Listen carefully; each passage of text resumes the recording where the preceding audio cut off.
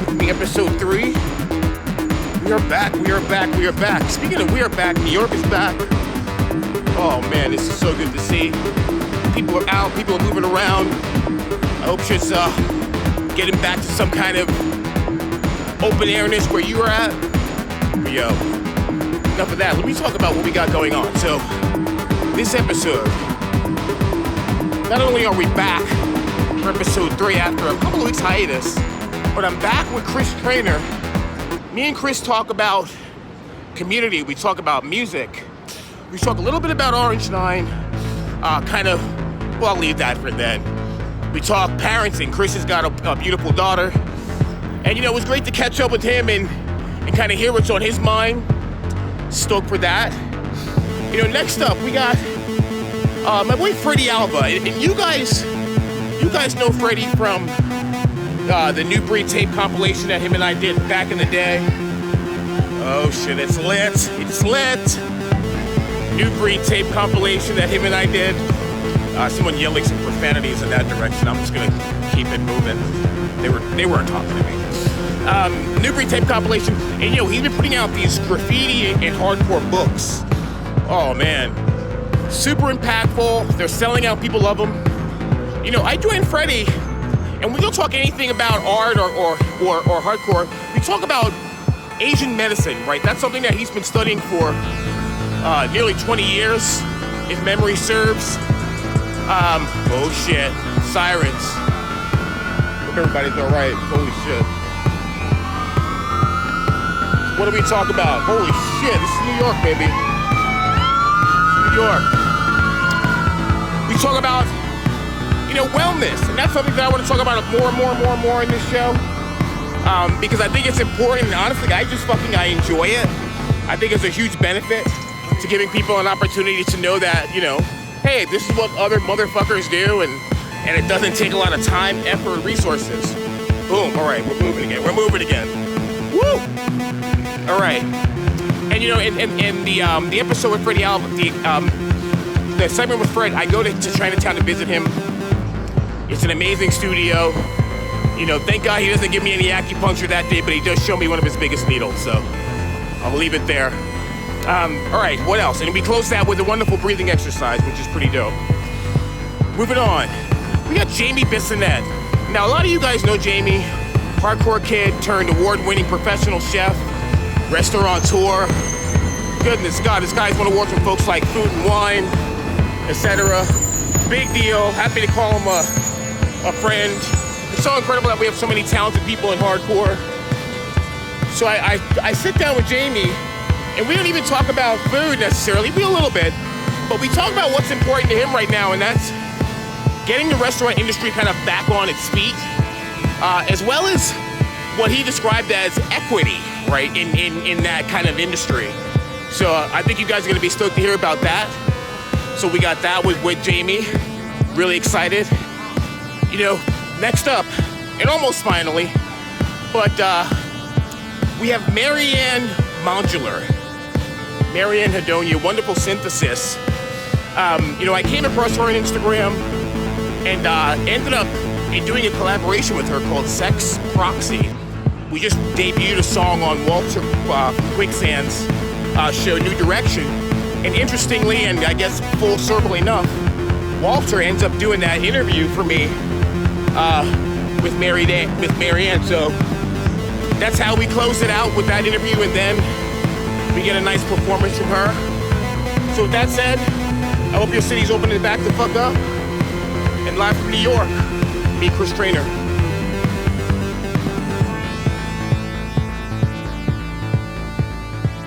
Oh,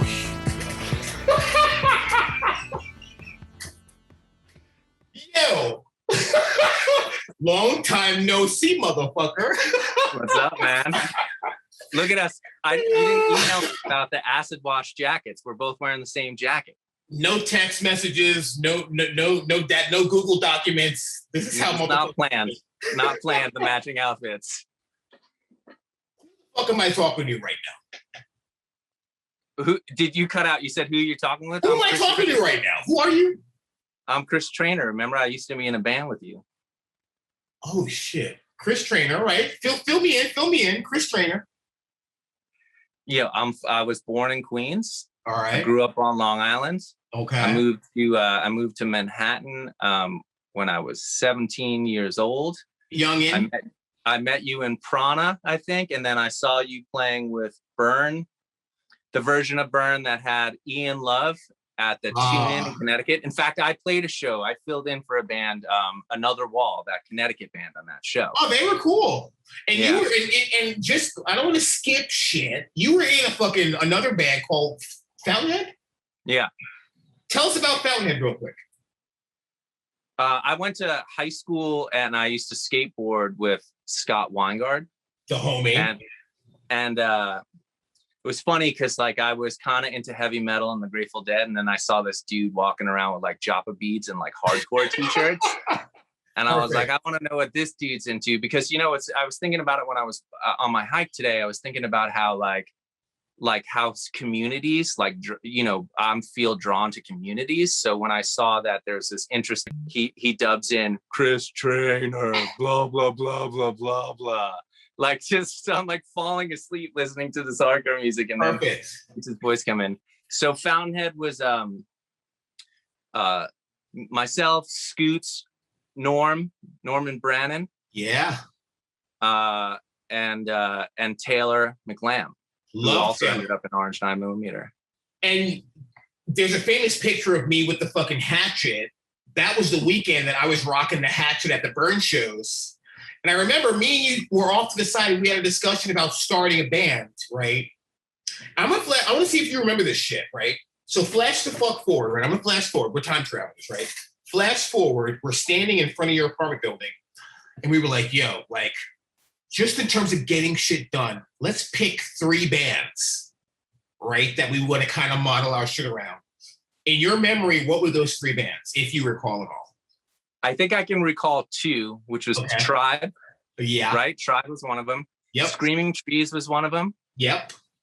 And I don't know if this is one of them, but I know that we were way into the Jesus Lizard. And Smashing Pumpkins too. But yes. Okay. 100%. Yeah. So why for you? Obviously, these are bands that we agreed on. It wasn't just like my thing, like, Chris, let's do this. Why Tribe for you? Tell me about Tribe. I mean, they still kind of like do it for me, that era of hip hop, what they were doing with like the jazz records that they were kind of making music out of, the lyrics, like the storytelling, the fact that it had this wide kind of like range and scope. And I just thought, and it was so New York, right? I mean, I just think of that sound, it just kind of brings me back. So I still listen to, you know, a lot of those records now. What about Screaming Trees? What about Screaming Trees kind of jumped out? Screaming Trees, I liked because they seemed a little bit mysterious to me, like something that like could happen. They had that energy of something that could happen. And they had like kind of like great songs. Do you know what I'm saying? Amazing songs. Yeah. So that was like, and then if it was Smashing Pumpkins, I remember when that, because Larry Gorman was the first drummer in our band, right? Correct. And I remember. Chamberlain. What'd you say? Barry Chamberlain. Yeah, and I remember listening to that first. I had Gish. I bought Gish when I was still in high school, I think. I was talking to Brian Diaz. He guitar texts me sometimes, but he's a hardcore dude. He's from Long Island. I think so. He worked in that Tower Records out in Long Island. I bought Gish out there. And I just thought they were doing something that seems so out of place and out of time. Smashing Pumpkins. Why did you do that? Why? What about it? Because it was really like kind of like dreamy psychedelic rock and roll. And what was happening at the time was like grunge. They were really kind of out of place, even though they were so successful. Yeah. And it seemed like, I don't know Billy Corgan at all, so I don't know that this is what happened, but it seemed to me like he was like, fuck it, I love this. I'm just gonna do this, even though everybody else was trying to be like Nirvana or like Soundgarden. Do you still feel like they fit into the kind of grunge-ish kind of palette, or not really?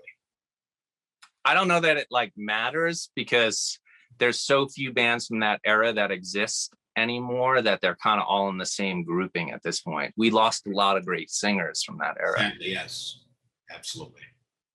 And real quick, you mentioned something about you like community. What about community is important to you, and how that happened? How did you come into a realization that community means anything?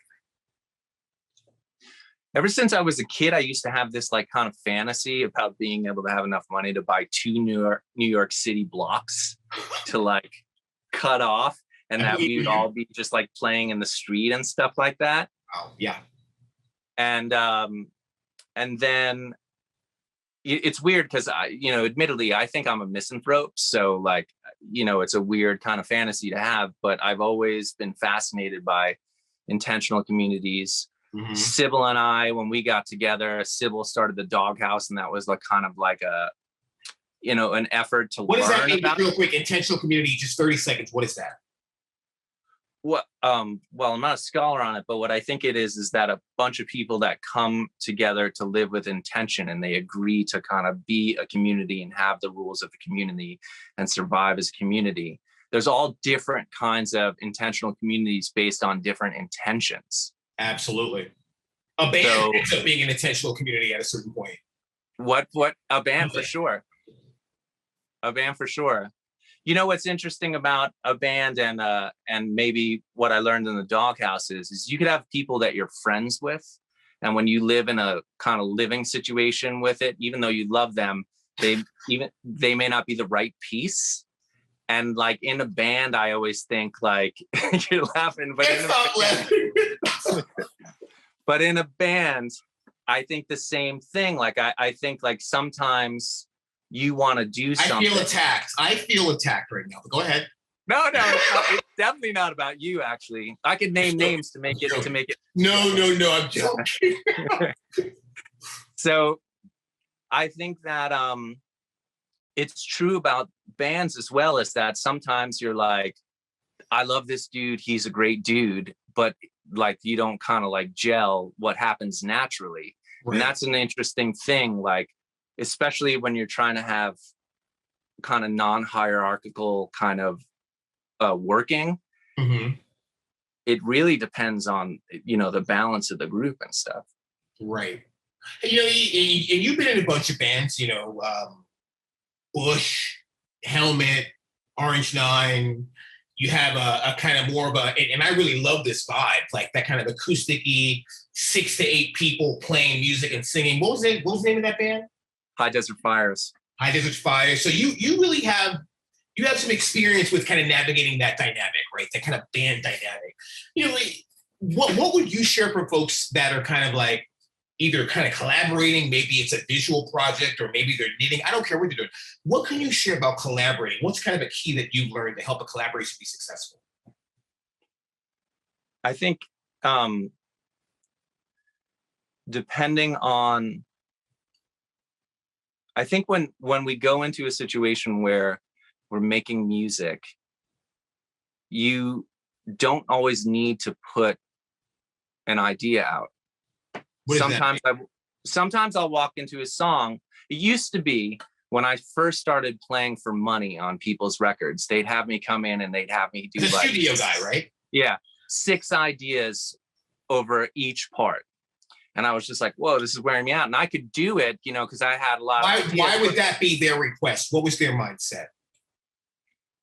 I think, I can't get into their mindset, but maybe people want options. Maybe people didn't like some of it. They want options, so there's a lack of committal. How does the lack of committal work with you as an artist? Well, I give people less now, to be honest. Sometimes I listen to it like, I was coming to it from my ego. Sometimes when you go in, like, I want to go like, oh, I can do all this stuff. But really, like when you listen to the song, like when I'm coming up with guitar parts for people, I don't have the guitar in my hands. Okay. Because the guitar has a geometry. You don't have to know anything about guitar playing to know that it's like a physical instrument. There's a shape and a geometry to it. And sometimes because of our mechanical memory, our physical memory of our body, we play things that our body just automatically does instead of listening and trying to listen into the space and hear what the song needs. Does it need something? Does it need me? How can I serve the song in this part? That's existential. That's existential, by the way. Does it need me? You know what I mean? But so when you listen to a song, and this is, I've never heard this before. I want you, just for my edification, when you're listening to a song and you have your instrument of choice sitting aside of you, are you hearing what you might play? Like, what's going on in your mind as you're kind of listening? No, I'm waiting for it. Waiting for what? I'm waiting for the part to hear it. I'm waiting to hear it in the song. Like those are the best ones. Like in the latest Bush single, the solo on Flowers on a Grave. Great song. They were thanks, bro. They were working on a part, and I walked out of the room and I sang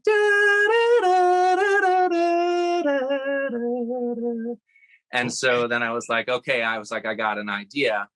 And that's like, and so a lot of times as a guitar player, if you sing, this is not the case on that particular solo, but if you sing parts, a lot of times you'll find that you have to skip strings, because we don't do a very, when people sing, it's not scale goes up, scales go down. It happens, but it's more like it kind of jumps around. And as when we're on the guitar, we feel like we have to go sequentially up the notes to get from one point to the other, but that's not the way music really works. That's some kind of physical thing that we put onto music. That's incredible. I've never really heard that before. And one of the things, even back when we were kind of first starting Orange 9, and kind of similar to Alan Cage, I realized that you really kind of focused your energies on kind of really understanding the instrument in a more, I don't even know what kind of say way, right? But you just focused your energy on it. How did you do that? Did you have any mentors along the way? Should I seek out a mentor if I'm looking to achieve mastery with an instrument? Help me understand this. I had a couple of different mentors in my life. On guitar, my first mentor was this guy named Adam Lieb, who was in Robert Fripp's Guitarcraft. He played like some really crafty guitar stuff. And one thing he taught me that was really important is he said, people love repetition. I tried to start writing songs when I was a teenager, and he said, people love repetition. Okay. And that's always kind of stuck with me.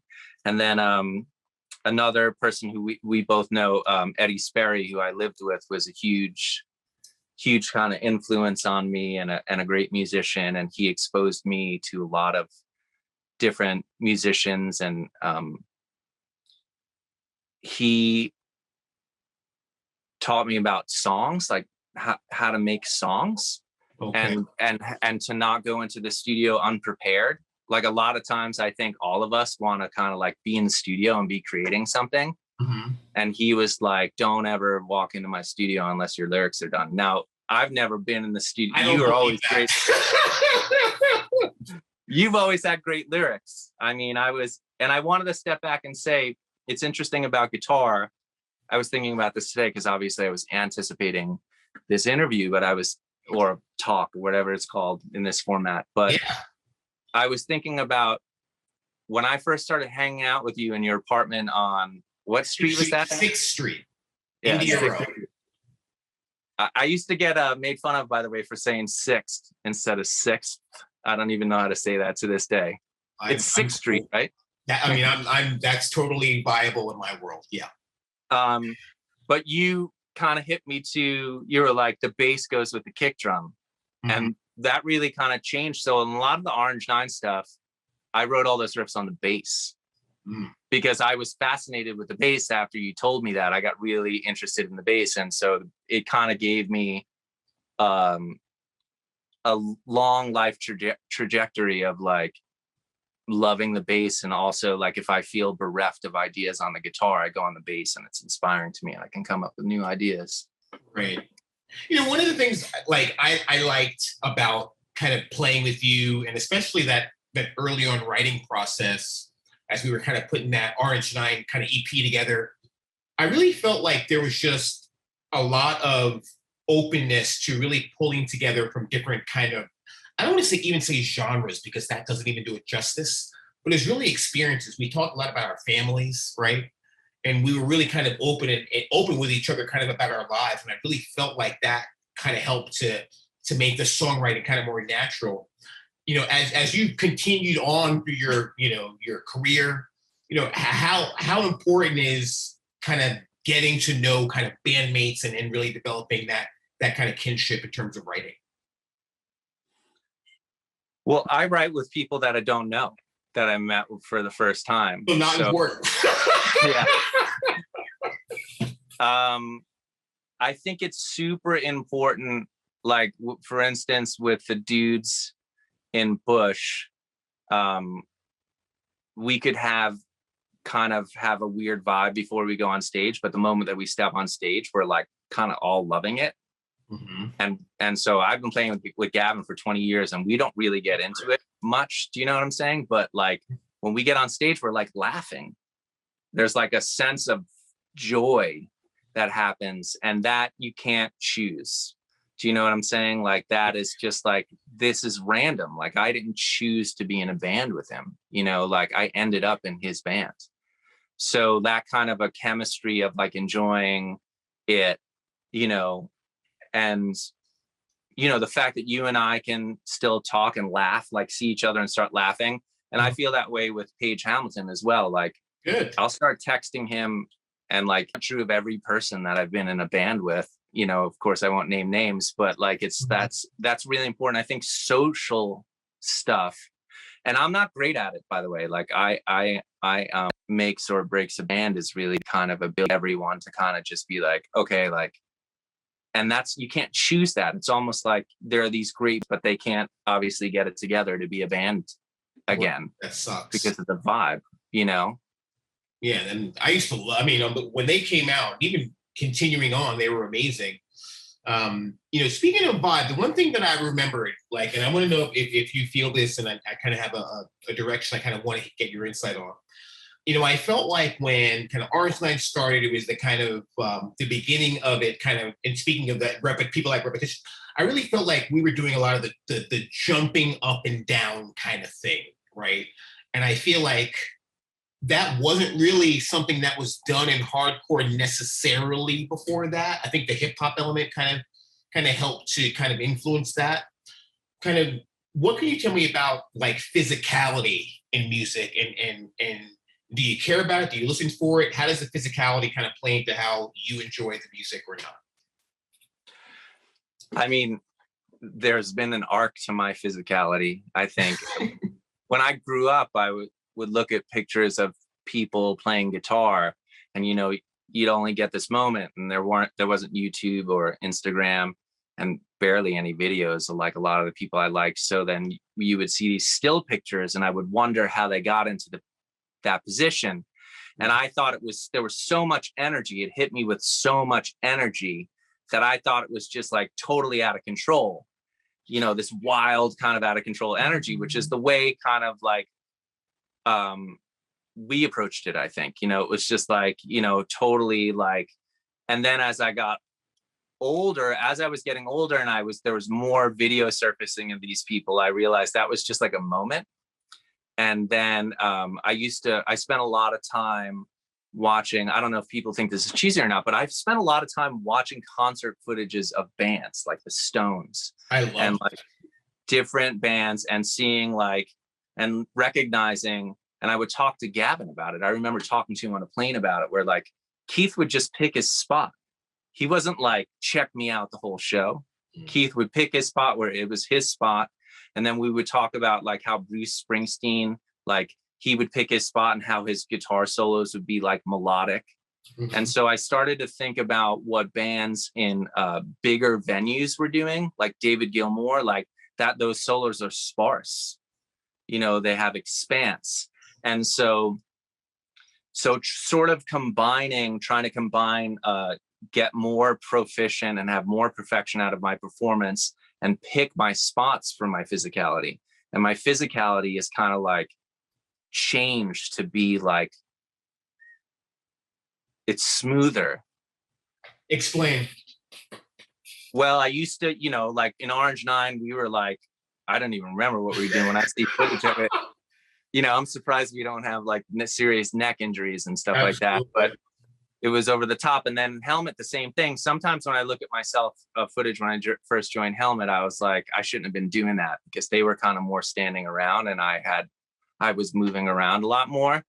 And maybe I was trying to force something that like really the band wasn't. Right. And then when I joined Bush, the first years I joined Bush, I wasn't really in the band. I was just some dude like filling in. So I felt uncomfortable about everything. I felt uncomfortable about the material. I felt uncomfortable about how I was supposed to be. I did have a chemistry with Gav, but I felt uncomfortable about it. And then when we did the solo tour with Gavin, I was meant to go in the back and just play, dress in black and just play. Mm-hmm. And actually that I learned a lot from that too, because musically you pick your spots. Do you know what I'm saying? And then when we started doing Bush again, I was like, these are the places that I can help. And these are the places where I can like kind of come back. And so it's a little bit more of a mature thing, and it has a little bit more of a ebb and kind of flow rather than a frenetic constance. And I really appreciate that. And that's one of the things that I've kind of noticed as I've kind of followed you as you've kind of moved through your bands and stuff like that. And even in myself and other kind of artists that I know as we kind of, get older, right? It just doesn't make biological sense to be a frog anymore. You can't do it. This looks stupid. Like one of the things that I've loved about you from your kind of youth when I met you until now is your ability to write these riffs, right? And the riffs kind of drive, they drive rock and roll. They drive everything. Like, are there any players out there that you kind of feel like, yo, I love your fucking riffs? Young bands? Any you talking about? Young, old, I don't give a fuck. Could be Beethoven. We toured with Royal Blood when they first started. They're good. Yeah, they're really good. And they opened up for us. And at first, anytime I see one drummer and a bass player, or one drummer and a guitar player, I get triggered because I think it's going to be like one kind of music, So It took me a moment to see, because that seems like a gimmick to me, but they're the real deal, and they write great riffs. And there's Bring Me the Horizon. They're great, yeah. And what they do and how they change. And so it's interesting to me. There's two things that are interesting to me about rock music right now. One is that a lot of the stuff that us and our friends were doing, however many years ago, 25, 26, is it longer than that? I have no idea. Yeah, it's a long time ago. That is kind of happening now in a lot of ways. But the thing that younger people do that like I picked up on that I like is that there's all these little kind of tiny changes. There's constant changes. And I don't know if that's from computer age, like attention span kind of stuff, but like the stuff switches. And so it's really interesting to work with younger people, because I've worked on a couple of songs with younger people, and I'll say, do a riff and try to do melody idea over the top of it. And they'll be like, no, you should do it more over here. And that's not my instinct actually. But when I hear it, it's like, oh yeah, that is what people are doing. And so there's a lot of stuff to be learned from that, like how younger people are doing it, like they're approaching, even though you feel like this is rock music, this is riff driven music. I understand. Attention span driven music at the end of the day. Yeah, totally. I think that, when you listen to how all the gear shifts and the scene changes and stuff like that, it's pretty interesting. It's amazing what some of these bands are doing. They're really great. I agree. I wanted to jump back real quick because I've been blessed to kind of visit the kind of Doghouse, right, or whatever it was, and there's a lot of cool friends that were there, and there was even some kind of Champions of Sound stuff that was there. Like, share a little bit about kind of that kind of collaboration and kind of what you were feeling at that time. Well, the Doghouse was Sybil, my partner Sybil Buck's idea. She started that place, and I moved in very early on, but it was her vision to kind of have an adult playground and a kind of That sounds not like what I mean. Like, it's a website. So that's actually a website. But I mean more like she wanted a place where a bunch of artists could kind of live in and be creative and have creative spaces. And she built a music studio in there. That was one of her, visions. She invested a lot of money into it. And it was this huge loft. You've been there. We had parties there. All sorts of bands had played there. There was a rope swing and a trampoline in the middle of the music studio. And if you remember, which I'm sure you do, that time in New York, in Brooklyn, in particular for me, was really special because a lot of us that were in signed bands all of a sudden were not in signed bands. Yeah, that was the ebb or the flow. Is it an ebb or a flow? It was the thingy. I think it's the ebb. It was the ebb. But a lot of people were making music, and I remember hanging out with you, going to your apartment, hang out with Sergio, putting stuff on his thing. Jeremy Chatelaine was doing Cup Country, going over there, doing stuff. Yeah. Sergio Vega had a solo record, and I was playing constantly, some of the best guitar solos that I've ever done are on records that never came out in that time period, where people were just creating. And because Sybil built the studio, we did a lot of the Champions of Sound stuff in there. And you were in there singing. Yeah. Absolutely. Mackie was in there playing drums. Walter was in there singing. We had so many people, and it was really that was an amazing feeling. And it's crazy because that record never came out, but people talked to me about it. Right. But it never came out. But that was the most community feeling I think that we had in that scene for a long time. I agree with that. I 100% agree with that. And I think the sense that the fact that we were all in an ad, it meant that we were all kind of reaching out stylistically to kind of bring in new influences, right? Yeah. And that's what kind of allowed for go ahead. I loved Sergio's role in that too, because he was pretty brave. Yeah. He was pretty brave about because I toured with him with that band. We did you went to Europe? Yeah. We went to Europe, where I was just in the back of my head, because we toured with Sergio, done these kind of bigger tours, you and me. Absolutely. And we were playing in some pub in England where there was 8 people there. And I was like, is this dude really going to go out there with a microphone? And he would do it. He would go out and be a front man. And I thought that is so brave. I would never do that.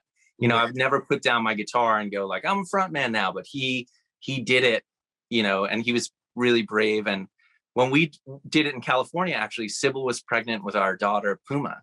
Right. We were all in a little truck driving around, and people were that was the kind of condensed format, right? Yeah. And people we'd put up posters that'd be members of Orange 9mm Helmet and Quicksand, and people would show up and be so bummed because it was just, they didn't get it. But the thing about it was too early, because I remember we played a party one time, and we had a drum machine, and it was just very New Order kind of a setup. We played Wetlands like that too, and people weren't having it. But then 3-4 years later, that was what was happening. That's great. Yeah, absolutely. Yeah. Absolutely. You mentioned that you have a wife and a daughter. So you're the only dude in the house, right? How's it been during this kind of quarantine period with kind of navigating kind of relationships and kind of keeping your relationship kind of happy and flowing, kind of being stuck around each other? So peaceful. Tell me how you guys do it. Well, Puma went away for a little bit because she was modeling, but she did come back in the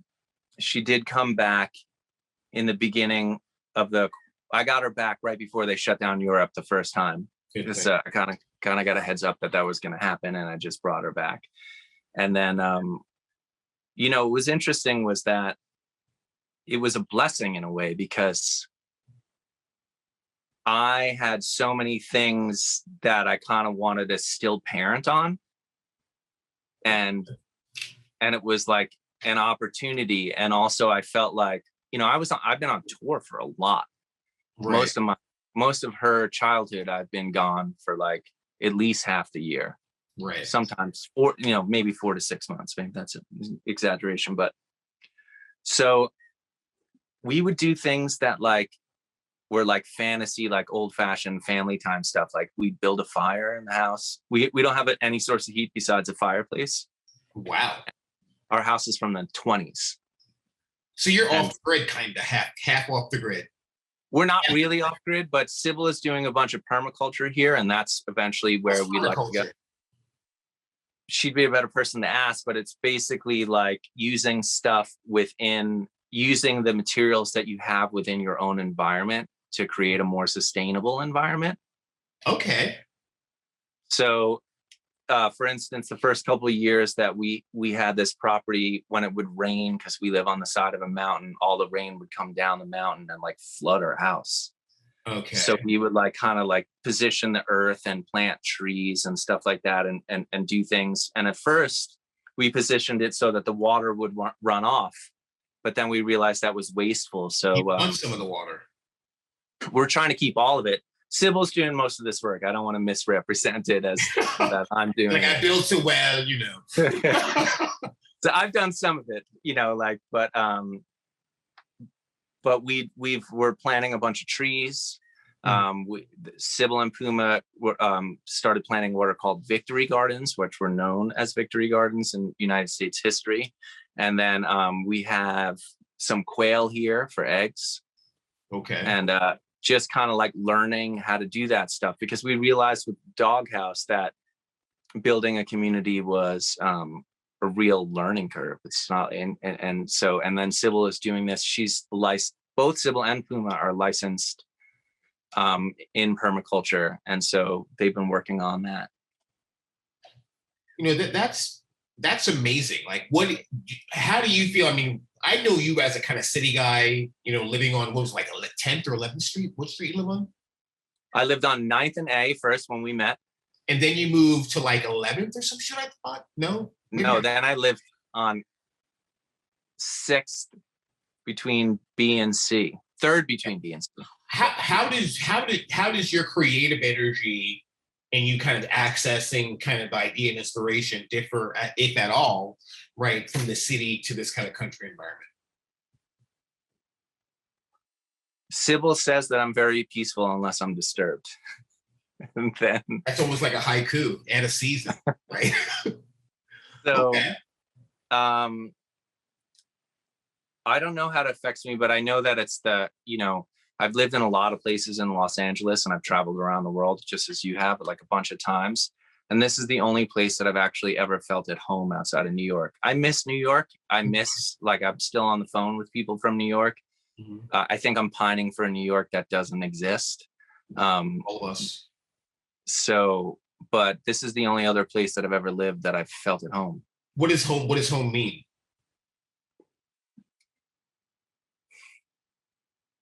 My dog, my girls, bare feet, and a guitar. Boom. I mean, I don't know what else you could ask for. And I feel like a lot of people now, especially as you know, a lot of people are kind of fleeing the city, right? They're not kind of seeing the value in the city, you know, and I've been able to speak with you. Obviously, we're friends, stuff like that. So we've talked about how you have this kind of community that are folks that are kind of in the area. Like, do you feel like folks that kind of live in an urban environment that kind of lack that kind of broader community, are we missing out on being in an environment kind of like you're in and other folks are in? Well, you're always missing out on something that you're not a part of, right? 100%, you know, 100%. And there's that saying, I think about it in terms of the States, is like move out of New York and before it makes you too hard, and move out of California before it makes you too soft. So like for me, you know, where my head is at, and I don't know if this is relevant to other people, but actually moving from the city and moving to a smaller kind of community in Topanga makes me I want to get further away. Like my vision board in my head is like a tiny place with a studio that's like 20 miles from the next person. Right. You know, is that because you've learned to value your kind of privacy and your kind of solitude, or what's the reason? When my daughter is in New York or when she was living in London, I was like, that's great. We remember what it was like when we were, how old were we? I was like 18 or whatever, or 19 when we went to, when we went to England together for the first time. And like, when you're going to these places, it's great to kind of get that vibe of the people and stuff like that. When you're young, I think that to feel that energy is amazing. But the thing that I noticed when I moved from New York to California and I started touring was that when I came home, I had no friends. And then I had to decide, I realized I was like, I wasn't interacting with people, hearing the music that they were listening to. So I had to decide, like, what kind of music do I like? Like, how do I like to dress? What kind of food do I like? The things, it wasn't being influenced by these people. So the thing I like about being solitary is that it makes me have to decide what I like without influence, what's important to me without influence. I like that. Speaking of what's important to you without influence, what's your favorite Orange 9 song off Driver Not Included and why? Off Driver Not Included? Yeah. The LP. Well, that's a hard one, man, because I really love that record, but I love Sacrifice. Is that what it's called? Yeah, it is. And then I think it's called, I'm sorry, is that called a song called Toilet? That is called Toilet. Yeah. I mean, those songs, we had working titles that some of them ended up being fucking song name. So yeah, Toilet. So it's like in 3/4 or like 6/12 or some weird shit. I always thought like that song in particular and Sacrifice, like there are certain songs that we make as musicians that like I will put on for anybody, and if they don't like it, they just don't like the song and it doesn't bother me. Right. You know, and I love that feeling, like, you know, if somebody who wants to go like, what was that band like? And I put that on, and they don't like it. Right. That's cool because I like it and I know what it was, and I know what it was supposed to be. Yeah, both those songs are or non-4/4 songs, right? Well, there's a lot of gear shifts in the Sacrifice song, and I thought, like, I remember, I love the lyrics, and I just thought, like, I'm surprised no one's picked any of that up for like a movie because it's such a crazy vibe. It's, you know, it's just like on the guitar or anything. Yeah. And I remembered like people that weren't in our scene were digging on our music. And I think that's true of that band. I think we kind of had more love outside of the hardcore scene than we did in it, I think. Yeah. I forgot about that. Whose song is this? I remember just busted into our rehearsal. I remember that. You know, you and I have talked kind of personally about guitars because both of us have kind of collected guitars, and we've seen, and this is something that's interesting because most people don't collect guitars, right? But we've seen this thing. I think it's kind of a representation of the times where my desire to collect guitars has gone out the window, right? And we shared probably like a vintage tone that folks as and they say, oh, is this too much like this? I'll like write it down. Or I was doing, I'm working with this music school called Icon Collective, and they largely do like EDM and kind of electronic music. Mm-hmm. And when I'm in the meetings with them, they're talking about stuff that they, you know, that like it's about, and just try to listen to that music as much as possible. Got it. Like how does all this collaboration kind of play into your vision of yourself as a musician kind of moving forward, right? You're doing all this stuff, young bands, old bands, new bands. Care. And over the pandemic, I've kind of just like, I had simple goals when I met Sybil. I said, I just want to be able to play music and afford to buy a cup of coffee and a bagel for my daughter. And, you know, when we're walking down the street, you know, like to be able to afford to eat. Because you and I both know there were times like when we had zero money. That's correct. And I still remember that. Like that doesn't, for better or for worse. And my goal really is, for me, is like I'd like to be able to live somewhere that's peaceful. And my goal as a musician is I want to be one of those like old guitar players that doesn't really play fast, but plays all those right notes, you know, all those beautiful notes. So I've simplified kind of I do, like, you know, the thing is like, with the access that we have to information and guitar players, you can actually get caught in like a scrolling depression rather than learning on the instrument. What is a scrolling depression in your mind? You know, when you see, like, I play guitar a lot. I've been playing guitar a lot, and I've been doing it my whole life, you know, and then you see a kid that's like 14 in Thailand that's like shredding way better than you. You're like, what? You know, like, and so that's like doom scrolling, you know, it like, but the thing is, I saw this thing with Walter, interestingly. He did a little video clip for Ernie Ball Strings, and he was just playing his riffs. And then I saw something where Jerry Cantrell was like doing a thing and he was just playing his riffs. And I was like, oh yeah, who we are is good enough. Like, those guys are amazing. 100%. But who we are is what it is. Absolutely. Absolutely. And I you know, I've loved your riffs. People come to me to this day and they're like, yeah, like Orange 9 style riffs and all this kind of thing. Like, what is an Orange 9 style riff? Man, I thought we were trying to do something that like sounded like nobody. And then also it sounded so, it was interesting to me to hear other people's opinions on it, because I thought other people thought it was really angry and eclectic, but to us it sounded normal. Like, I think we were doing a thing where, and people would be talking about like odd times. Like, I didn't know that. We were just doing like we were like this, and we were just doing it. That's when it loops again. Yeah. And used to do stuff like, it was good preparation, because actually a lot of singers do this way. You used to talk about stuff in like colors and like vibes, and you're like, no, I want it to be like this. And at first that frustrated me, to be honest, because I was like, that's like, you know, purple. Yeah. But then I realized, like, no, like, that's a lot of creative people do that. And so it was great. Like, when I first started playing in Bush, like, Gavin was like, the part should be more silvery. And he kept saying it. And I was like, cool. But like, I was like, what the fuck is silvery? What is silver? Yeah. It's actually it was the octave higher, you know, like a higher version of the chord. Yeah. And a lot of really creative people talk about music that way.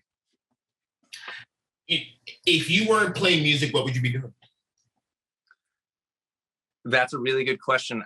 I would do anything that wasn't, I've had to do in between gigs, like some odd jobs, you know, backbreaking jobs, which, you know, like because I did landscaping where I had to, like, guys would be like, you move the boulder with this dude. Or I've hung sheetrock. I've done that like a bunch. Hung doors for people. All sorts of stuff like that. But my favorite job of that was I was a faux painter in a mansion. Some woman saw me at a party in Virginia, and she kind of picked up on the fact that I had OCD and I was particular. And she said, I want to train you to faux paint stuff to make it look old. So I was in like these people's bathrooms that were the size of our apartments, you know, like, you know, like up doing like dental molding. Yeah, dental molding, like making, you know. And she would say to me, you work for me, nobody here can rush you or tell you what to do. So you just take your time. And I'd just be like on a ladder for hours, like doing this really focused painting. Wow, I've never heard of a job like that. That's absolutely incredible. What's the least favorite job you've had? Playing an Orange 9. No. I don't know. Like, I can't look. I don't look back on any of them with. Not a negative sense, but maybe it was the most backbreaking of the backbreaking jobs. What would you not recommend? Was it the hanging the doors or the sheetrock? Or I think construction is a weird thing, because like the materials beat up people's bodies, what they're breathing in the whole time. You know, like every decade they're like, no, this causes cancer. You know, so I think. Even in California, when you buy a piece of plywood out here, it says on a sticker, like, this material is known to cause cancer. It's wood, you know, it's just like, so it's just like, you know, I think anything like that. And my hands are like, Sybil and I have like done a bunch of work on this property, and so like my hands are getting they get unhappy with me when I do too much of that, like odd grabbing and stuff like that, you know, or hammering or power tools. Got it. You know, recently this label 30 something records, speaking of re-grasping and kind of grasping, did a reissue of one of our records, right? I just literally just got this package today. Tragic. We did this record at the Magic Shop with David Sardi, the end of it, right? We finished it there. Like, in your recollection, like, what was kind of one of the moments that kind of sticks with you from that kind of time in the Magic Shop? Well, we tracked drums in a different place, didn't we? Brooklyn. Was that Cielo? Yeah, it was wherever MGM. Yeah, it was near the old Doghouse, actually. It may have been across the street. It was on Power Street, wasn't it? Yeah. I know. I don't remember. I'm just agreeing with you. It was close. It was close. But that was a big open space. Sardi brought in that Neve sidecar. Yeah. And I remember it kind of fondly because I don't know why, but I didn't remember having a guitar. I think I used your guitar, your Firebird, which was like a single coil pickup guitar, really. Okay. And a Mesa Boogie head that was broken, so it only had solid state on it. And I borrowed a bass from Sergio. Yeah, and that bass ended up being the bass that ended up living on the record. Yeah. And so I remember just being in this like gray thing and thinking like we were like feeling determined, Absolutely. you know, and I felt, and my feeling of going from Driver Not Included to Tragic was that Driver Not Included, even though it's not, I felt like it had too much extra stuff on it. And then Tragic, we wanted to just kind of basically focus on like the rhythms, and it's really kind of raw, and it has almost an austere vibe to it. Absolutely. And I remember that. And I remember also when we were in the Magic Shop being in the bottom, when they had that half a Volkswagen van where you could listen to like tapes and stuff in the bottom of it. And when we were recording, is the song called Dead in the Water? Yeah. And then we switched the chorus, right? It was a different chorus. I don't remember that. Yeah, it was a different chorus. And then we switched it to the chorus that it is now. Like, and so that's what I remember. But I remember feeling like we were, and also remember we used to go to that bar down the street and listen to Beatles records afterwards. That bar in Little Italy. Yes. But I remember feeling like we were like fighting for our lives, and like it was like a kind of, we wanted it to be like super raw. And kind of seconding what you're saying, I think we wanted to really make sure that the energy was kind of projecting up off the music, that it really had some like life in it, you know? Yeah. And I think I think that was achieved, especially because we did those were demos basically that we recorded in Brooklyn. They weren't really supposed to be the tracks, right? Yeah. And you kind of played them with the ferocity that I think one plays on a demo with, right? And that speaks to your kind of saying, hey, we wanted to prove something. What's a demo, a demonstration? And the fact that those kind of lived on, and we went and added the guitars. And that's one thing I like about that record, is it does have, and I think you played the bass and the guitar and most of that stuff, except for obviously Failure with Taylor and his great stuff, you know, with being in Brooklyn and playing the bass and then going into kind of this other studio and kind of really focusing on guitars with Sardi. And I think that enabled you to kind of have this kind of almost like a split personality, which didn't make it sound as samey as it might have been, as if you kind of had a guitar here and a bass here and you were sitting in the same studio and kind of just swapping it out and kind of turning your hat around and playing the other thing. You know, I love the bass on that more than the guitar on that record. Like when I listen to that and I'm listening to it, I'm thinking about playing the bass. Yeah, that was really a voice. That the voice of the record is a bass voice. Yeah, Sergio's bass. That was Sergio's bass. I mean, it sounds like that. Much like the Sergio. Sergio obviously was the inaugural episode of this. And one of my biggest bass influences. Like before, Sybil was really into reggae when we met, so she like really opened my mind to that. But just introduced me to a lot of it. But Sergio was really like kind of like when he was doing that whole kind of Sly and Robbie stuff, that really kind of opened my mind to it, you know. In what way? Like other bands that had like bass players, like maybe like New Order, that were pronounced, that were doing something interesting, were always cool to me. But kind of Sergio was definitely bringing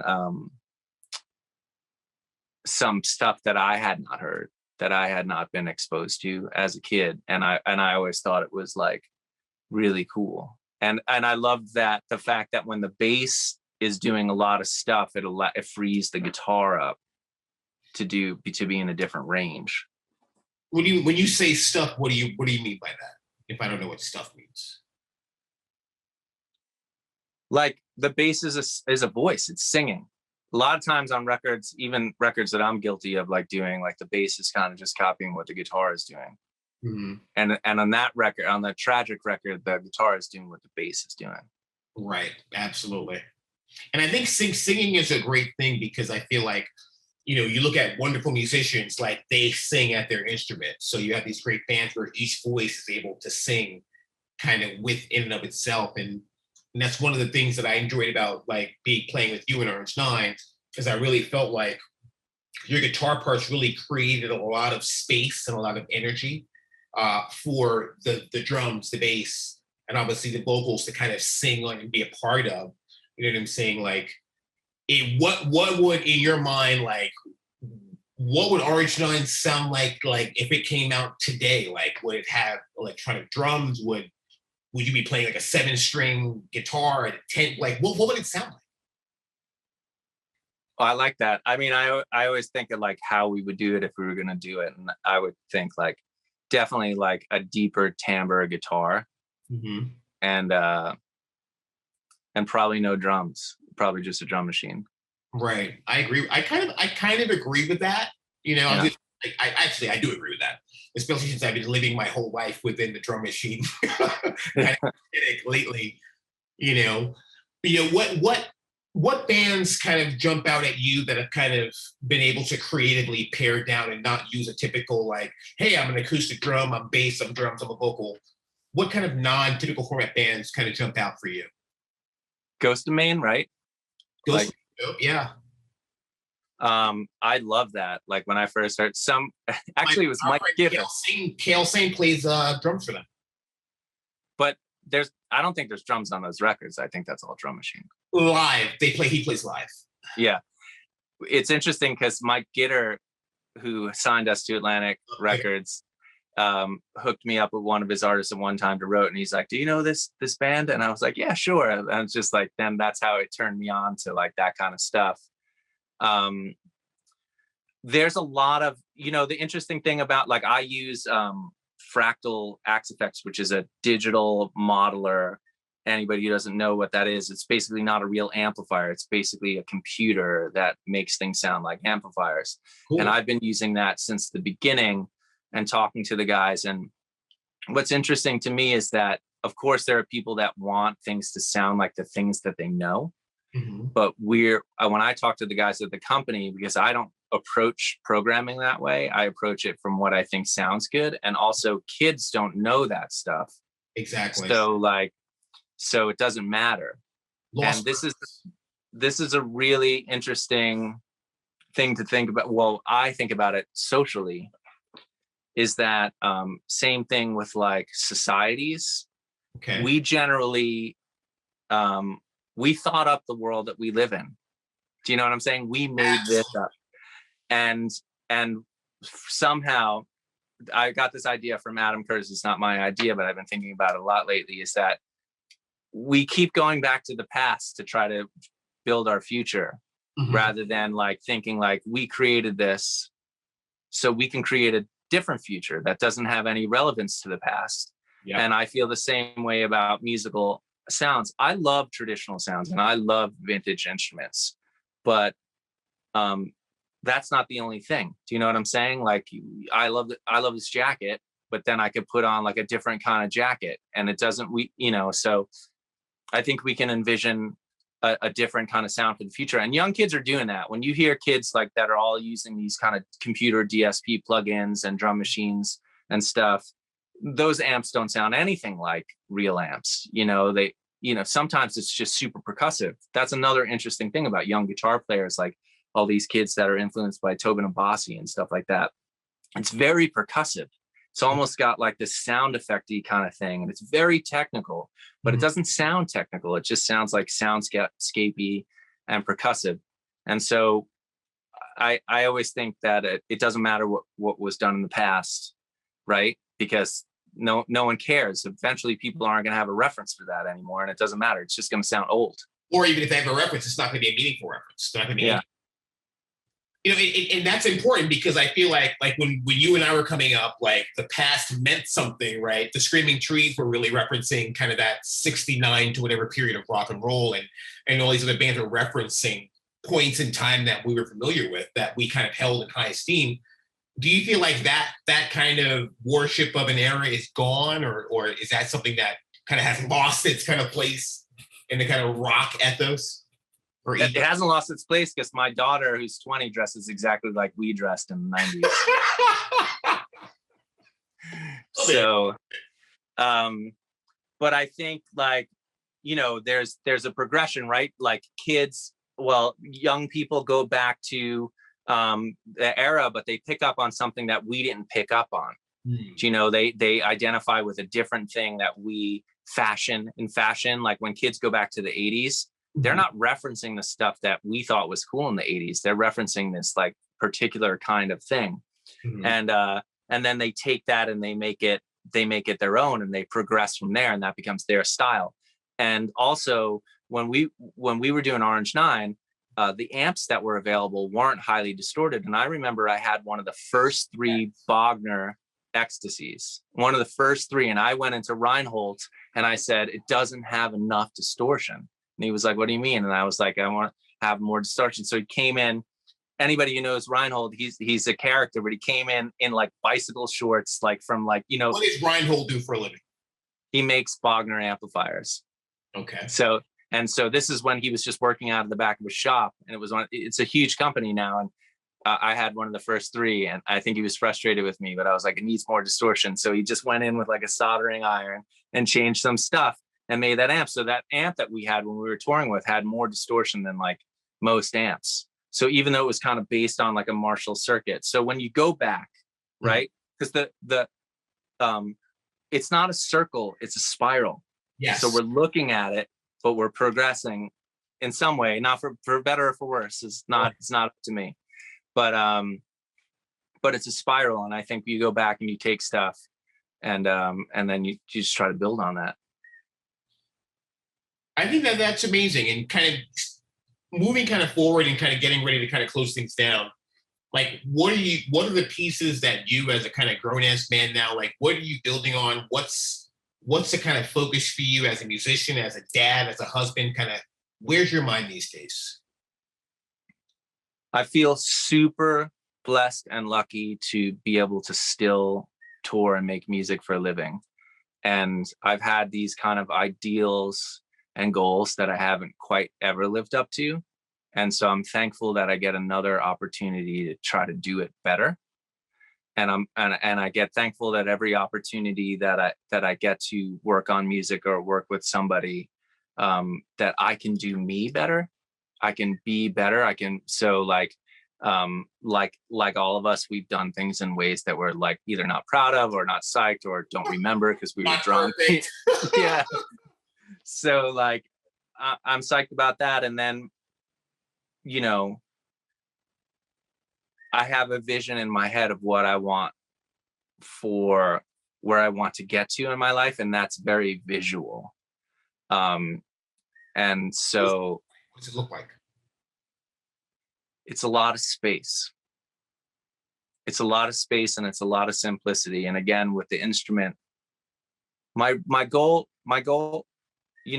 we've worked on music together for a long time and intimately together. And so we can come up with things and work on them what my goal as a musician on the instrument, the guitar in and of itself, is to be able to have that kind of unique conversation, like the way that we wrote riffs, like the way that we're talking, but in real time. I love that. I love that. And I think that that's not easy to do, but I think that when you do it, it's really, I mean, that's what I love about music. And I think that's why I love folk music. You know what I mean? And I think you have a love for folk music, you know, as I do. You know, I'm not going to keep you on here all day, and I know that that you have stuff to do, but like, kind of in closing, right? Like, we're musicians, we're artists, we're people, we're flawed, we're imperfect. Like, what would you share to someone? What's maybe something that you've kind of picked up along the way on tour, being dad, being a husband, that you might impart to someone to kind of maybe give them a cheat code, right, as they kind of move through their life?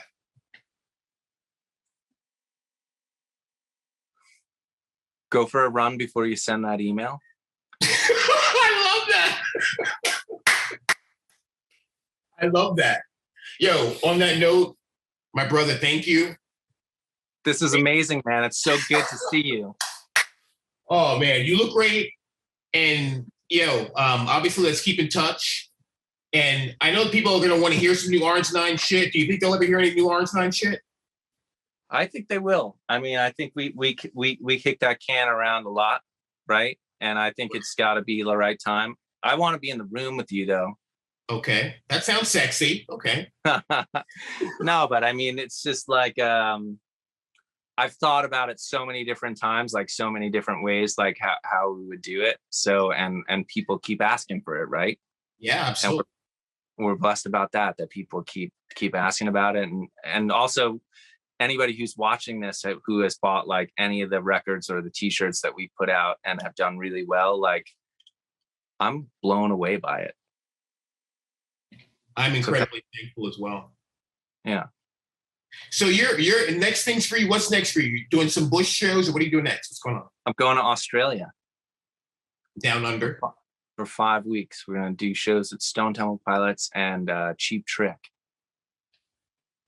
Enjoy that. For any of our folks down under, obviously you'll know where to find tickets. Are you guys streaming any of this stuff? Are you making it available for folks that maybe where shit hasn't opened up yet?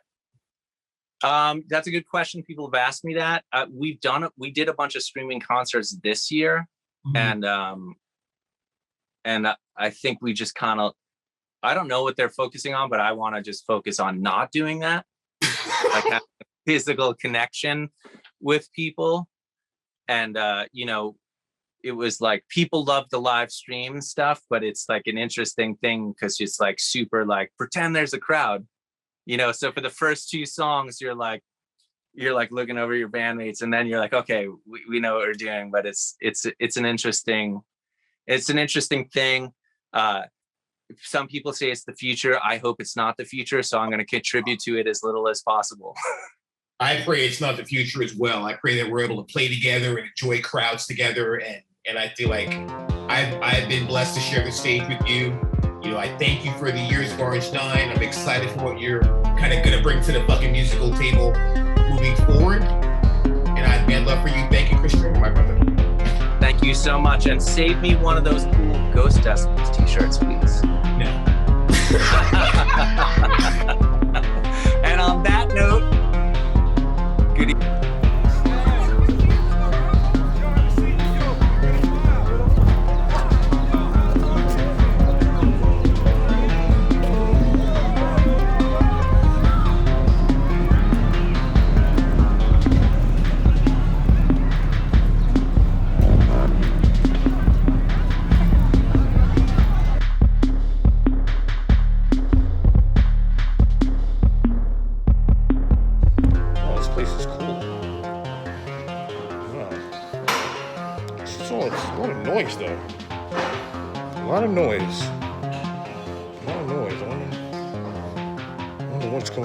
All these herbs and stuff, and wait, Freddie? Hey. Yo, what are you doing here? Hanging out with my wooden man friend. Dude, what is that? It's a Wing Chun dummy, which it looks like I know what I'm doing, but I'm not. I'm just fooling around. No, you know what I know you know what you're doing. Sounds better than it is. Dude, is that like from the Kung Fu movies? Is that the same one? Yeah, it's what Bruce Lee started Wing Chun. That's what he started in Hong Kong learning, and this is a big part of the training program. So do you study, like, what is this place?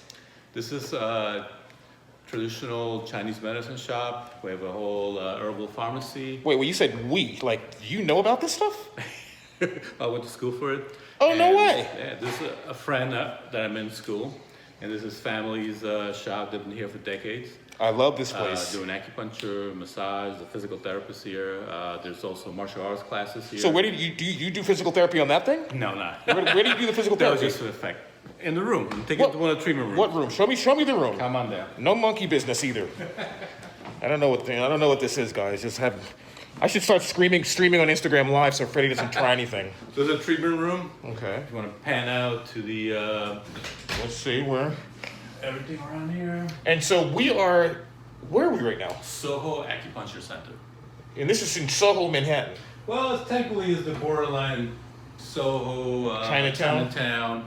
Solita, they call it now, I guess. Solita. I feel like I really. dated a woman named Solita at one point. She may have been for my projects. So this is generally a treatment room where I will see patients, do acupuncture on them, use different tools of the trade. What is acupuncture? I mean, I've heard of it, but what is it really? Basically, in a brief synopsis, it's a medicinal tool, help any kind of ailment, physical, mental. Some people take it to a spiritual level. I deal mostly for the physical ailments. So I specialize in pain relief and stress relief. Using acupuncture, you can read all about it, with different meridians. What's meridian? I heard of meridian. What's meridian? In Chinese medicine is these lines all over your body that connect different parts of your body. And by like muscles? Is it like a muscle or is it something different? In modern biomedicine terms, it could be electrical pathways that connect to the muscles and the tendons, the fascia, which is we have all over your body. And I know I heard of the fascia. Is that like the skin inside the body or under the skin or something? It's like muscle trails all across the body. What does fascia do? Why is it important? It's important because it's connective tissue, and it literally sinews, bones, and joints all connected. So when you have a muscular tear, that affects the fascia. So with acupuncture, we want to either repair it or help it improve itself. Do you have one of those big needles here? Hey, that's a loaded question, but yeah. Let's see, what's the biggest one I may have here? Yeah, I got smaller ones here. And once again, I'm streaming live on Instagram, Oh yeah, I so got don't a try nice, anything. fairly big one. This is 1.5 inch needle used for this different types of acupuncture for different purposes. So why might I? You have two sizes in your hand. Show us both sizes. this is standard, about 1 inch needle. Okay. I would use in more like shallow parts of your body, meaning along the hands, neck, feet. This is for like where you have thicker parts of muscle, like your back. You have very thick muscle layers. So you need to get through to the bottom. You need a thicker, wider gauge needle. Okay. So there's even like 3-inch needles, which we go in real deep. And depending on some people are really muscular, you have to go in a little deeper. So I would use this 1.5-inch needle. Okay, so you went to school for acupuncture. Yes, Were you going to? Now, me and you, we know each other from hardcore, right? Long for time, years, yes. right? Were you going to school for this stuff back then? No. I started school for acupuncture in 1999. Okay. I went to massage. I did massage first. I did for a year and a half massage. Okay. Then I went to starting school. Well, literally 2000. I started school for acupuncture. So here, the main campus is here. I also went in California, San Diego. Wow. So you lived in California? For a semester. Oh, that's amazing. Yeah. Then I got my license in 2004 and been doing acupuncture. Are you any good? Are you good at this or no? Well, I've been doing it about 16 years, so keep practicing at it. You know what else you've been doing for a long time? What's that? You've been putting out punk records. I thought we were going to talk about that. You know what? We're going to talk a little bit about it, right? Because you got the needles out. I started to think about vinyl. I started to think about all this that's stuff. That's all we talk about, punk rock and graffiti. So I like this a little different, you know? I never talk about this stuff. All right, so let me ask you but this. we can talk about punk rock records. That's fine. Well, you know that's what? fine. We can save that for the end. We can say that. Yeah. Now I see this device here, which I'm really interested in. This is called electrical stimulation device. Okay. So basically, let's say I have a couple of needles on someone's back, and I want to really stimulate the point, meaning electrical stimulation. I will connect a couple of leads to the needle. Okay. Turn the machine on, and depending on the setting, the person might feel a little bit of a vibration, jabbing or stabbing motion. Nothing painful, but that's what can break up what we call the muscular terms like a tightness or the. So it changes resonance. It uses resonance and frequency to create healing. It's basically and vibrational massage. Basically, it does it with the air. I like that. Wow. And it's a great tool. I love doing it. People hear electrical stimulation name in it. They think it's a shock, but it's not. It's not an electrical shock. You know, I was shocked when I came in here and I saw you doing that kung fu. That was for your benefit. I see, because I've always seen you as this peaceful guy, and I come in here and you're Bruce Lee. To be honest, that's like if I could trace the journey back to acupuncture. I could trace it back to Wing Chun. So What is Wing Chun? Wing Chun is a southern Chinese martial art, which I started doing when I was about 14, 15 years old. Okay. About a couple of years before we met. And my mom put me in Taekwondo before that. I really got to Bruce Lee. I researched his background. And I had read Wing Chun was his first art. Wow. So I wanted to find a Wing Chun teacher. And by coincidence, I found one in Jackson Heights. Oh, no way. I grew up on 78th Street, sorry. Okay. Coincidentally, that's where Jeer, old friend, lived. Jeer! Shouts to Jeer. I'll tell you a story about it. So anyway, 14 years old, I get into Wing Chun. And my teacher, he taught out of his apartment. Really cool. Great guy. Julio Ferrer, awesome person. But anyway, we would work out, and he would have all these jars lying around his apartment of like herbs, Chinese herbs, and like it looked like formaldehyde or alcohol. No way. So it looked like, very strange. So I asked him, what's that about? He would make liniments out of those. What's a liniment? Like a poultice or. Well, now you're using other words. Other words, yeah. Like a poultice, is that like a big goop of like ointment? Or what is that? In the Chinese medicine, you'll take different herbs or different properties to make a liniment for like a muscular relief. Is a liniment, is that an ointment? Is it? It could be like a gel. Okay. An oil, more sticky oil. So my teacher, he would do these liniments for muscular pain. You get any kind of injuries, and he would use that. So that kind of sparked an interest that I wasn't just, fighting martial arts. It was a healing property to it. Now, do you feel like that is kind of the overall kind of underlying resonance of martial arts? It's more of a healing art than something that you want to kick somebody's ass? Totally. Same acupuncture points that I've learned if you study martial arts. They call it pressure points or vital points. Show us some pressure points on you. Big one is sternum. You always talk about if you hit someone like right here in the middle, it knocks the wind out of them. Okay. So it can really knock. But how can I use that to heal? That same point. It's a huge point on the heart meridian. So literally, it affects. And the meridian is that energetic flow line that you talked about. It's a flow line in Chinese medicine that connects to your center of gravity. Okay. And the heart also has all those more emotional components to it.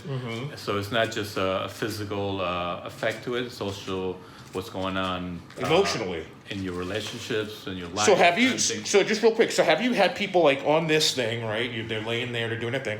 Have you then like kind of used your acupuncture point and then have them had it like an emotional response? Totally, all the time. I've had people come in for like neck pain. Muscular pain, and in the session they're getting emotional. Some memory came up, something totally unrelated to what they came up for, but it caused them to have like an emotional reaction, not related to the physical treatment, but more the emotional aspect. So yeah, I've had that all the time. And how hard is it? Sorry, go ahead. And what? Go ahead. Also the reverse effect too. People come in for a muscular pain and then they realize, I feel a lot calmer or more. I was stressed out about something, and I felt so a lot of residual stuff happening. Exactly, a lot of stuff, and I can explain it from the Chinese medicine side, which is everything I'm talking about, the heart meridian, but also on the Western medicine side. Okay. A lot of the points when you activate them, they send a message to your brain for to release neuroreceptors like dopamine, like feel-good chemicals in your body. So you get that kind of a natural high kind of vibe to it. So you put the needle into the meridian point, which triggers the receptor. Well, all the points trigger receptors. So it's not a particular point. So I could be doing something on your foot, but it'll send a message to your brain. Are there meridians in my foot or just the meridians There's here? everywhere. Okay. Yeah, Cool. there's points everywhere. There are main 365 points, but there's points everywhere in your body. Wow, that's really amazing. There's meridians on the earth as well. On the earth? Yeah, there's ley lines and meridians on the earth. Yeah, definitely you could say that. Yeah. Yeah. And everything, in the more esoteric acupuncture philosophies, there's man or woman. It's a connection from the earth to the heavens. So the Absolutely. whole, it's a one continuous loop of meridians from the earth to with a vehicle and to the heavens. But that's more like the esoteric Taoist philosophy stuff. What are there? Is there any kind of a mental, kind of a mindset that I might use? Like, let's say I don't have access to needles and I don't have one of those machines to like electric shock me. Like, what can I do just with my dome piece and my mental, or just like lying behind it on the ground? I always recommend qigong. Qigong is there's besides the I guess more active acupuncture herbs. The physical aspect of Chinese medicine is Tai Chi and Qigong. So Qigong is a lot easier to learn. There's exercises you can learn to access what you were talking about. Access the points. Either Is there an easy one that you can share people that's safe for them to do? There's definitely. It's one I could do right now. So there's talking about heaven and earth. So there's an easy one you can do. Literally standing, feeling like connection between your feet to the ground, shoulder width apart, and imagine you're holding a bowl in the middle of your mid-level of your abdomen, and you're gonna breathe deep inhalation, not breathing from your lungs, but think of breathing from your abdomen, like the way a baby breathes. So deep diaphragmatic breathing. With the stomach pops out. Stomach popping out. So Okay. inhaling, popping out an inhalation, exhaling slowly, pulling back. And keeping that connection I was telling about from the bottom of your feet. Imagine there's a string connected to the crown of your head, and that's connected to the heavens. So you're making a connection from the earth, from the bottom of your feet to the heavens, and that string is pulling your spine straight up. So you're completely straight. And holding that bowl, giant beach bowl, you're gonna bring that up at the level of your chest, and you're gonna think of relaxing the shoulders. You're gonna think of the middle fingers pointing slightly to the center of your chest, that heart point I was telling you before. So you're making a connection with the middle fingers to the center of your chest. Think of another long inhalation. Think of breathing into any part of your body that feels any tension. Generally, you'll feel tension in the shoulders. You're gonna breathe in the shoulders, relax, round the upper back. And I'm talking now, but usually I wouldn't do this speaking. So you would connect the tip of your tongue to the roof of your mouth. So making another connection from the lower part of your body to the upper part of your body. And breathing, if you want to close your eyes or stay straight ahead at a fixed point in front of you. And think of sinking deeper into the earth, right to the center of your feet. And just concentrate on all the points I was talking about, starting from the center of your feet, breathing deep into the stomach, keeping the chest relaxed, middle of the fingers point to the center of the chest, and lifting through the crown of your head, keeping your spine straight. So you can do this as short, as long as you want, and then slowly just come out of it. So that's just a very simple centering technique. I actually feel relaxed just kind of like watching you and kind of thinking about it. So as you can see, Qigong, it doesn't have to be very hard to learn to do. Anyway, I could do this, but I just show you could do it sitting down, you could do it laying down. Right. It doesn't have to be huge active movement. A lot of it. Should I do it while I'm watching TV, or should I like really carve time aside and kind of focus my energy? You should be doing whatever you. I mean, ideally you want to do it in a quiet, relaxed space, but you know, the mental aspect should overtake anything that's going on around you. So I've done it like in a park. They're doing like a jackhammer thing. I just ignore it. You know, I go into myself. So it's a good tool also to kind of go into yourself, no matter what's going on around you. What might I expect to feel after I do something like that? Everyone's different. Like people always tell me, first time you get an acupuncture, what am I supposed to feel afterwards? Like I always go, you're gonna tell me how you feel. I can't give you any I like that. preconceived notions what you're gonna feel, and everyone's gonna react different. There's different layers of perception. There's some people like the minute I put a needle, they'll feel something, you know, like, and other people, I'll do like 10 sessions, and maybe after that they'll feel. So everyone's different. I can't do any preconceived ideas of how you're gonna react. Got it. Wow, that was amazing. I love the exercise. Like, I'm gonna do that exercise. I mean, you could. I was kind of imagining it while you were doing it. Yeah, a lot of it's the mental, all the things I was talking about. Using your creative visualization, all these things going on, and there's more other stuff you can do as well. But this is a simple one to do it, and like anyone can do this. What I just showed you, anyone can do, any fitness level or age, you know, no big deal. Just before we go, because I know you got everyone, you got patience. What's the best thing? Let's say, like, you know, we live in this society now where everyone's kind of impatient and rushing, and we're dealing with all these kind of we're dealing with a lot of stimulus, right? Yeah. What do you do, and what might other people kind of do to be as close to that kind of state that you were in when you were kind of holding the beach ball and breathing? Yeah. How can I keep myself at peace? Just do a regular practice. I mean, it doesn't have to be the Qigong or Tai Chi. It could be reading a book. It could be playing chess, you know, something that brings all the inward focus on wherever you're at the moment. So it doesn't have to be some, you know, esoteric Chinese, Asian medicine thing. It could be anything that brings you peace. It could be making yourself a cup of tea, you know, and being focused on that. But that's the key. The key is to bring your focus into yourself. Right, is that correct? Exactly. I mean, I like doing this stuff that Qigong just because I personally like doing it, but it doesn't have to be exactly this. Allowing whatever you're doing to be a meditation, choosing something. Oh, I love that. I love that. All right, so we're not going to talk about hardcore, but we're going to talk about it another time. Well, you can talk about it if you want. But Freddie Alva, I love you. You know you're my brother. I think people know that you're my brother. Yes. And we'll see you soon. Peace.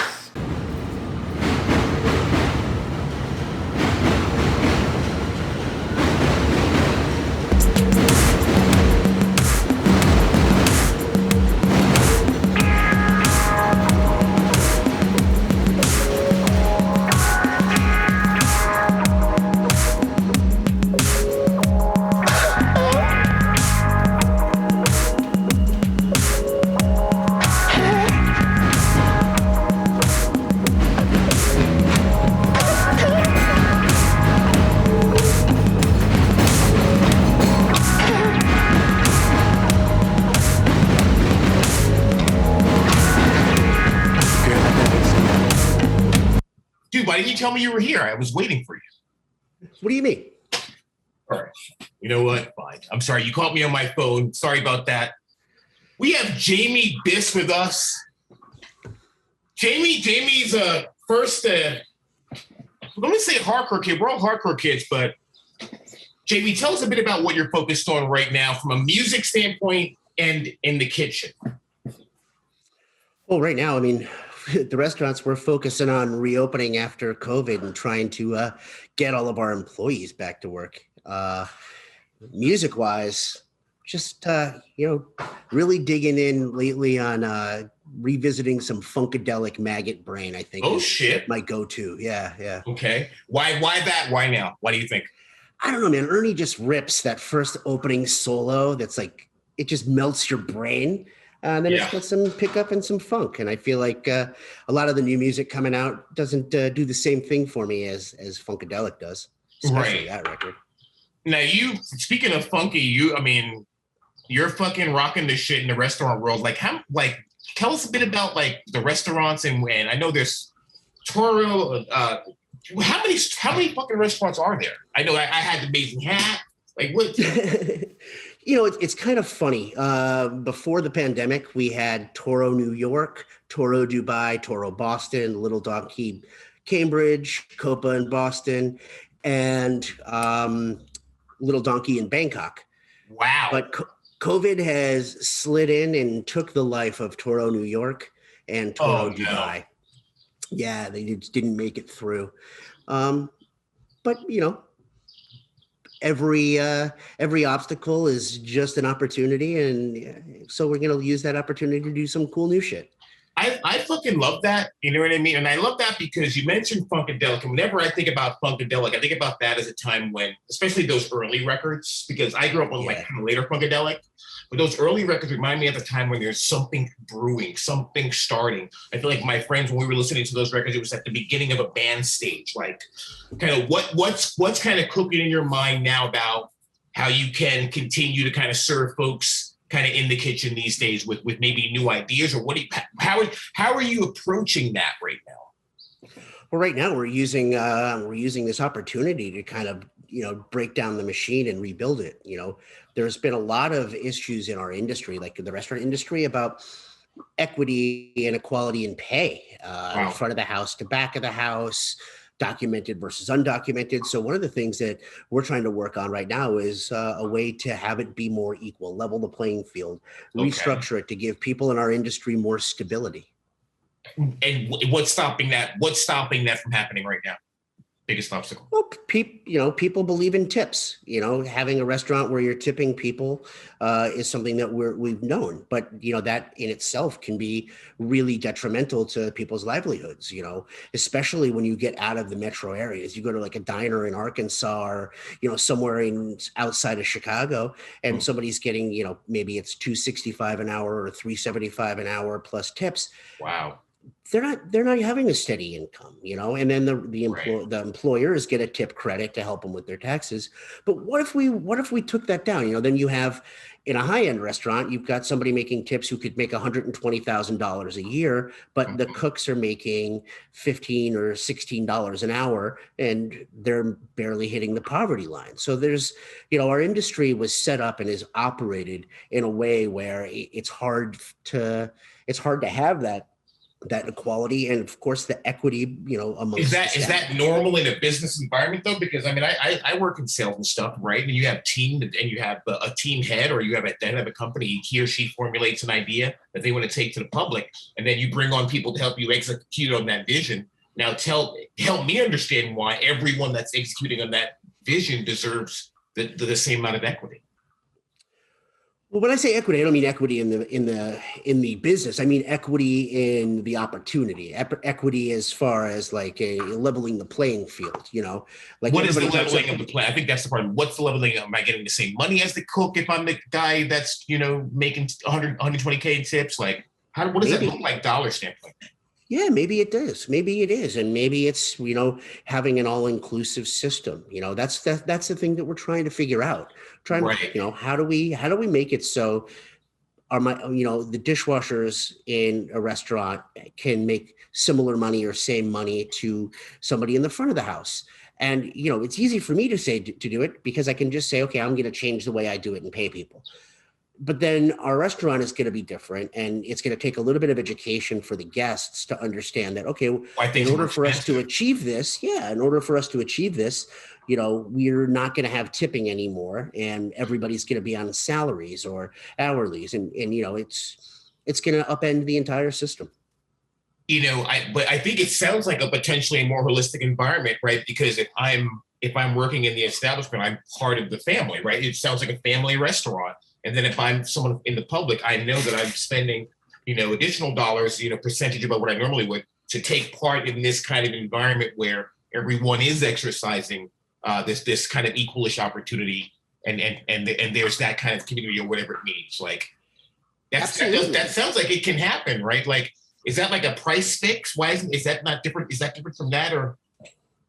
I mean, it's hard because you've got people who've worked in the industry for a long time who don't know any other way, and trying to change things, it's just difficult. When you've got somebody in the front of the house who say makes $90,000 a year, working with tips, and a dishwasher who makes $40,000. Right. And And forget my ignorance on this stuff. hey, we want to make this a little bit more even. Right. Wow. That we're going to go to a non-tipped situation, and then we're going to have different pay scales. What does that look like? Nobody's really done that successfully. Danny Meyer tried that in New York with the Union Square Hospitality Group, and then quickly reverted back because the quality servers didn't want to work in this new change, this new environment. So, working on figuring out the how of doing it is what we're on right now. We know why we want to do it, and we know what we're going to do. Now we just got to figure out how are we going to get there? And it's going to take participation from everybody. When you look at how much a cook makes, and how much a restaurant profits. Restaurants profit like maybe 10%. Great restaurants, maybe 15%. That's not a whole hell of a lot in the grand scheme of things. We're not making a ton of money. So where's the money going to come from to pay people more? If every year I'm giving somebody $1 a raise for working, and does that mean I'm raising my prices that much? And then the cost of living is changing, and the cost of my equipment has changed. There's the cost of my produce has changed. Everything kind of changes. And over the years, it's not like you can just say, okay, I'm going to take the biryani on the menu at Little Donkey, and one day it's $14, and then over the course of 2 years, all of a sudden it's $25. People are going to say, why is that? So we're trying to get out in front of that and say, how can we create a new system in restaurants to make it feel more, I don't know, like you said, holistic. Right. I mean, and I feel like I like the piece around expectation. We keep coming up, about this expectation thing where, like, if I'm walking into a situation where, it's like for me, like, I have friends that have worked in hospitality, and I go and I sit down at the bar or sit down at a table in one of their establishments. I know that I'm going to be treated a certain way, right? I have a level of expectation of experience. I mean, forget about the food or drinks, just how I'm going to feel, because I know I'm going to be valued, right? Mm-hmm. And I think that if you can kind of marry that experience where I'm walking into a buddy's establishment and hanging out like my friend, I went to see my friend Dawn at Citroen out here the other day, and just hung out with her like in a booth and just chilled. We just, talked about some of the stuff we're talking about, right? Mm-hmm. If I know that I can go to an establishment where maybe I am paying a bit more because there is that kind of more equal pay scale, then maybe that's a value to me, right? Maybe that's even more valuable to me. Right. Right. That's what we hope. We hope people will buy into the idea. And, it's not like we're going to roll it out next week. We're still doing. Why not? For me, I think that's why I'm excited. Why not next week? Well, because we don't have the staff on board yet. We're still trying to figure out how to communicate that with them. When you have, you've got people who've worked in the industry one way for such a long time to say, on its face, we're saying to a server, you're going to make a little bit less money, but it's going to be better in the long run for our industry. So of other people who can make better money, that's not the American way for a lot of people. It's counterintuitive to how some people look at their finances. So, we need to start doing it through education. And, myself, I'm still not sure how we're going to do it. I'm still working with there's a thing called One Fair Wage. If you look at that, they have a great website that kind of explains a lot of the reasons why. And there's a lot of racial disparity in the tipping community. For restaurants especially. So, that's one of the big things that's on focus for us right now. Wow. Well, it sounds like you guys have a full plate. I don't know if that qualifies as a pun or not. Totally, it does. I'm a big fan of puns. So I want to hear a bit more about the hardcore. Tell me a bit about when you started going to shows, bands you like then, stuff that you like now, like any favorite T-shirts. Like what do you have now that you can kind of rep for where you're at? Man, so I grew up in a little suburban town. Like the high school had like 80 people in the graduating class, but in like one of the graduating classes, like 2 classes ahead of me, there were 3 or 4 hardcore kids, 5 or 6 straight edge kids, a couple skins, and they were going to the Anthrax and like coming into school wearing like Super Touch shirts and, you know, all that kind of stuff. And like I'd hang out with those guys and getting to know them. And somebody gave me a mixtape in 6th grade, you know, and I was like, oh, wow, what is this? Black Flag, Susie and the Banshees, Misfits. Oh, man. And I was just like, wow, this music it speaks to me, right? And then it was like, oh, here, try this, check this out, Minor Threat. And then it was, you know, the evolution. It's, you know, I think everybody who's gotten into hardcore has a similar story. What year was your first show? What year? 1991. Oh. Yeah, okay. 1991. Okay, so flash us forward now. You said that you had brought a shirt or some shit. Like you have something to show us? I've got a couple cool shirts. Like I've got one shirt that I waited for, and it was coming with this record that I had ordered. And I ordered the record through a distro, not from the record label. And I was like, oh man. And I ordered the shirt from the distro. So the record comes and it's cracked, you know, like something happened to it. And I was psyched because I had specifically ordered it on pink vinyl. It just came out. Didn't get it. You know, just was so bummed out. I had a copy of it. Yeah, so I was like, oh, fuck, what am I going to do? So I ended up going, you know, and ordering it from the distributor as well. And, you know, begging, of course, they sent me a black vinyl instead because they were out of pink vinyl. So I went down to Trash American Style, and it was just like one of those things. It was like, how do I get this record on pink vinyl that I want? And I finally bought it, and I got the shirt at the same time. Oh, shit. Booyah. Yeah. I heard of them. Yeah. I waited for that record to come in the mail for weeks. I'd go outside. You know, it's like I must have been like 12, 13 years old or something. Fuck yes. Now, I still collect records. You can see some of them in the background. And in my cache of 7 inches, that first Burn 7-inch, I buy every single time I see it at a record store if it's on pink vinyl. I think I have 7 or 8 of them now. Wow. If I see it at a store, not online, but if I see it at a store, I'll always buy it. And I use it as a trade on Discogs all the time for when I want something else. Nice. But it's awesome. You know, it's like that shirt I've had forever. You know, I think I ended up buying the shirt at one of the shows in New Haven at the Tune-In. Oh, cool. Yeah. Those are fun shows. I loved hardcore back then, and I loved getting out of New York and kind of like sharing Burn with people in the burbs. It felt like, you know, and also in urban environments. So, do you have anything else? What are you doing? What do you got, dude? I mean, I've got tons of shirts, tons of There was so. What do you got for us? All right. This was a Connecticut band. Fuck! Oh man! Oh my god! My friend Ian sang in this band. Rest in peace to Ian. Yeah, Ian was the best, man. Such a crazy motherfucker. They had soul. They really did. I think they were ahead of their time. They were really, you know, an interesting hardcore band. And I think that the 90s hardcore coming out of Connecticut, everybody like credits Hatebreed, and I love Hatebreed, and I love those guys. But there was so many other really cool and interesting things happening, you know, that I thought, you know, they had that like influence from bands like Absolution or, you know, and that was huge influence to me. Yeah, and huge influence for Ian as well. I mean, we used to joke that Ian was the heavy Chaka, you know. He was such a big guy. Yeah, he wasn't a small gentleman. Oh, he was huge.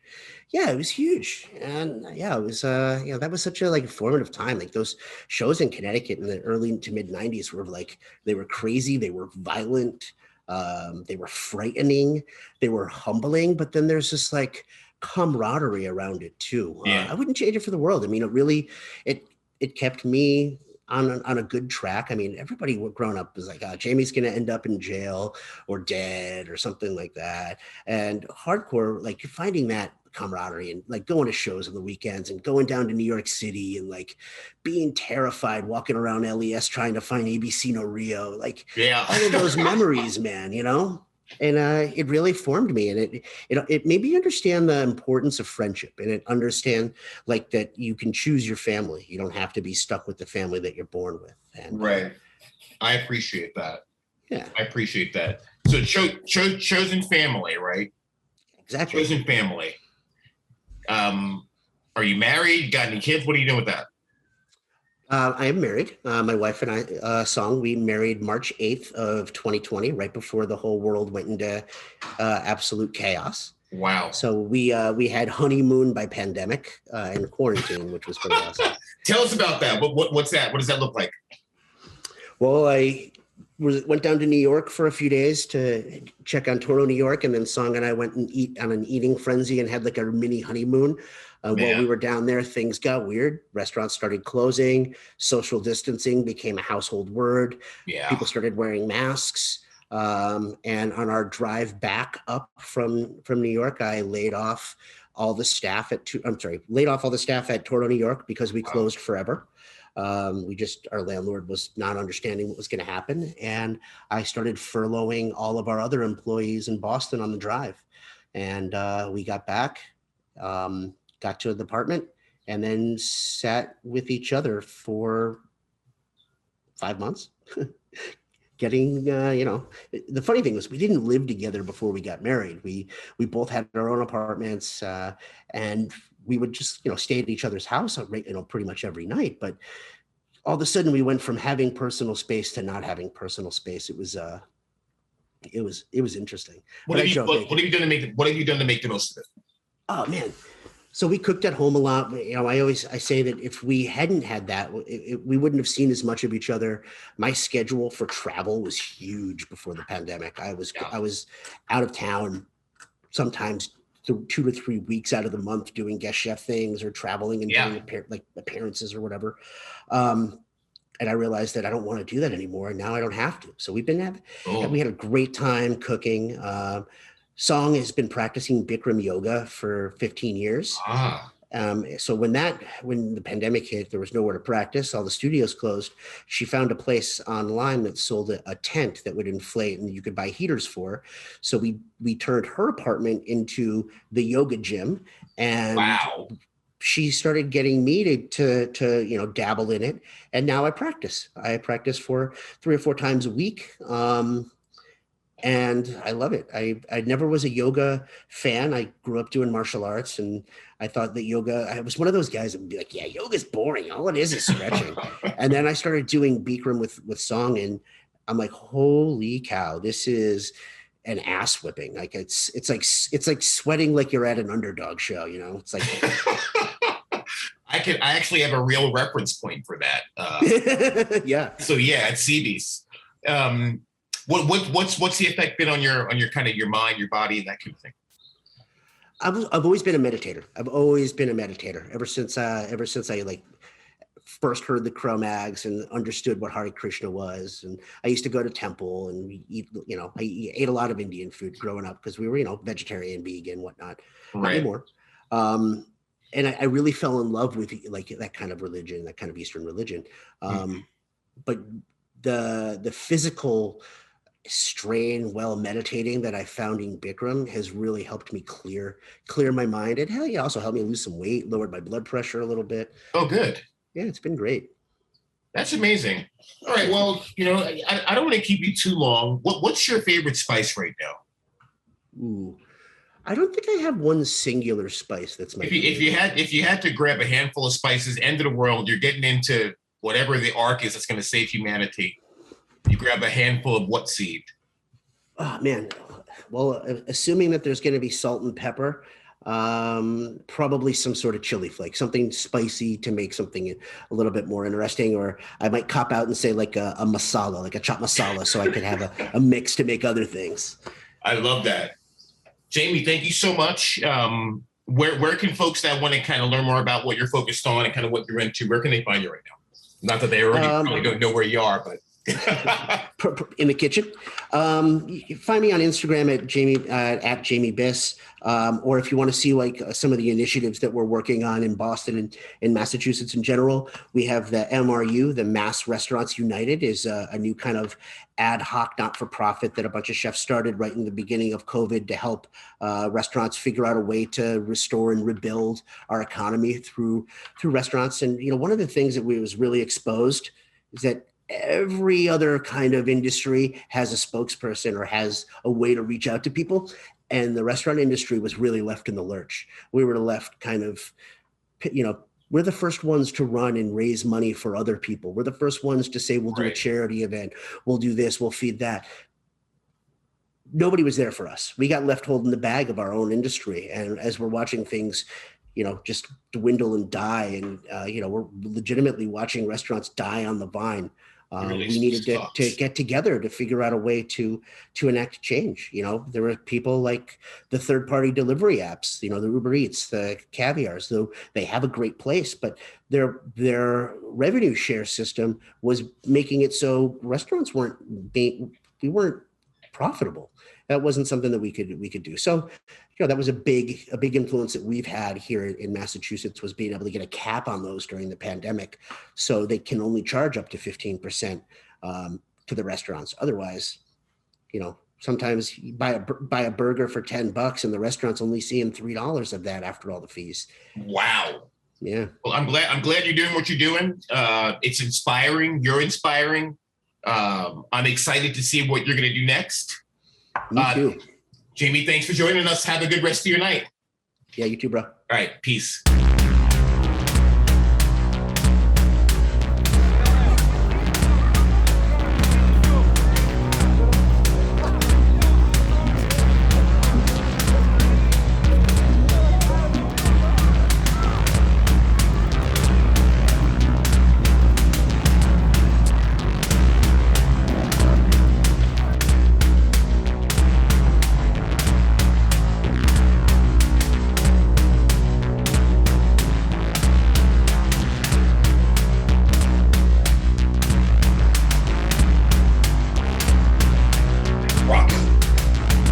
Welcome to F With Me podcast. I'm guesting in. It's F With Me show. Sort of F With Me show. Okay.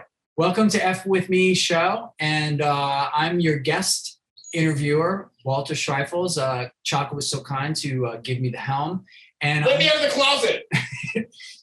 / locked him in the closet.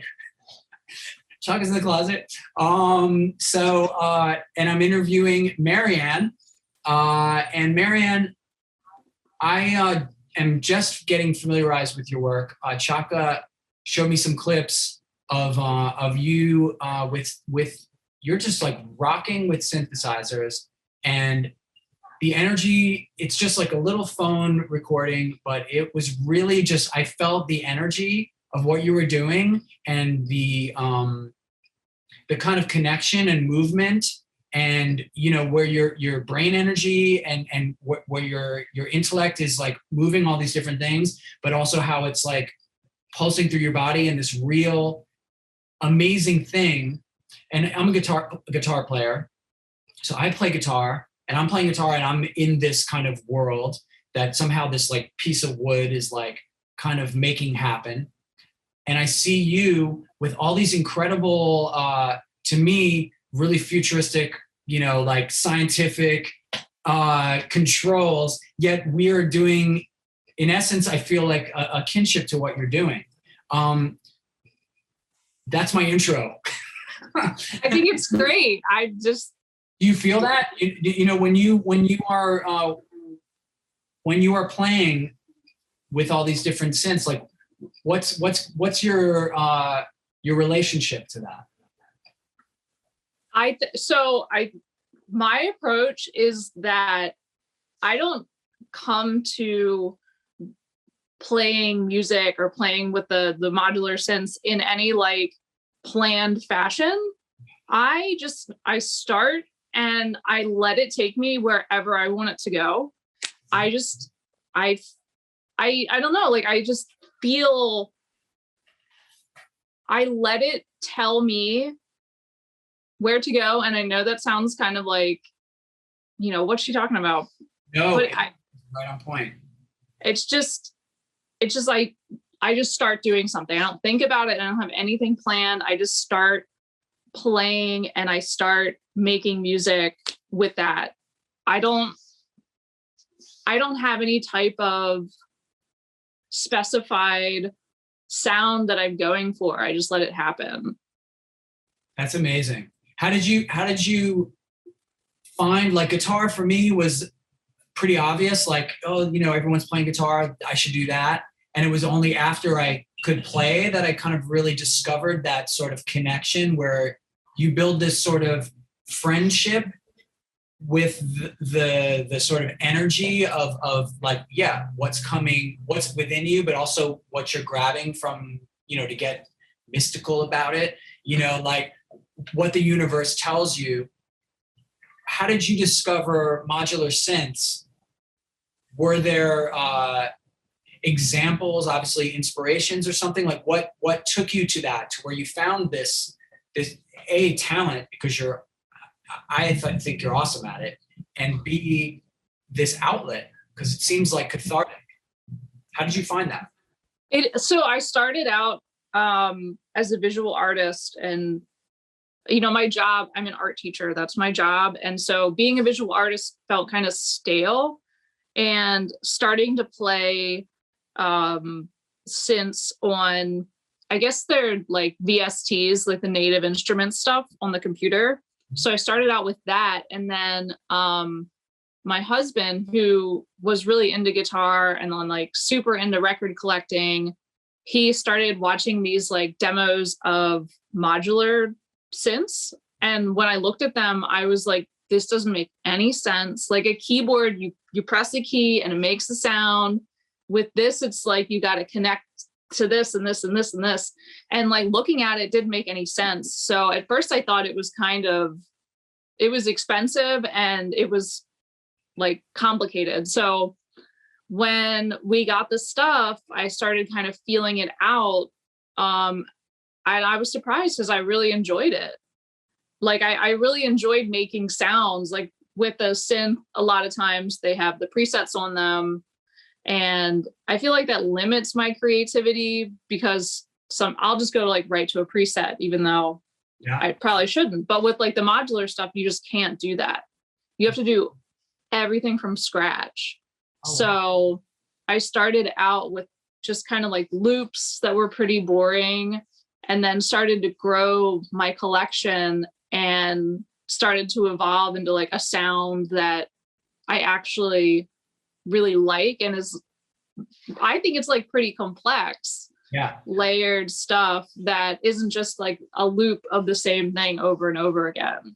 I like what you said about that you have a painter's background, that's because when I was watching you, I was thinking, and especially the way that you're describing it, it sounds like painting, like maybe more in an abstract kind of painting, rather than where there's a particular subject. It's maybe more of a feeling, or an abstract expressionism kind of motif, to where it's like, okay, I have this color, and then what if I add a splash of this? And then what if I add a splash of that? And then you're here, and then you start taking away things and bringing in these other aspects to create however long this landscape of sort of, you're dancing. And so your body's involved in it, and you're entranced within that. And that painter, it made me think of painting.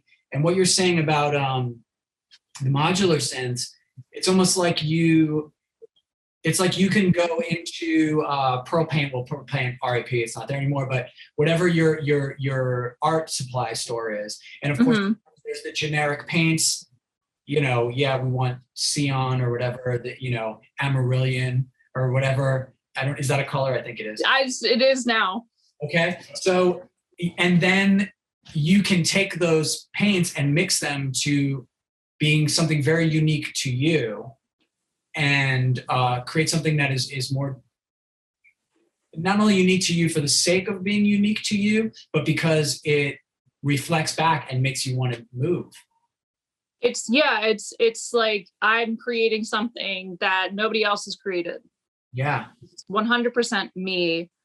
But yeah, I mean, the painting thing, I've never actually thought about that, because like when you're painting, you're going to want to add like these colors and these values and these shades to, I don't know, whatever you're painting. And I mean, music is very similar to that. And especially I feel like with what I'm doing, I have all these different types of sounds I can layer on top of each other. And it's always asking myself, like, what if I do this?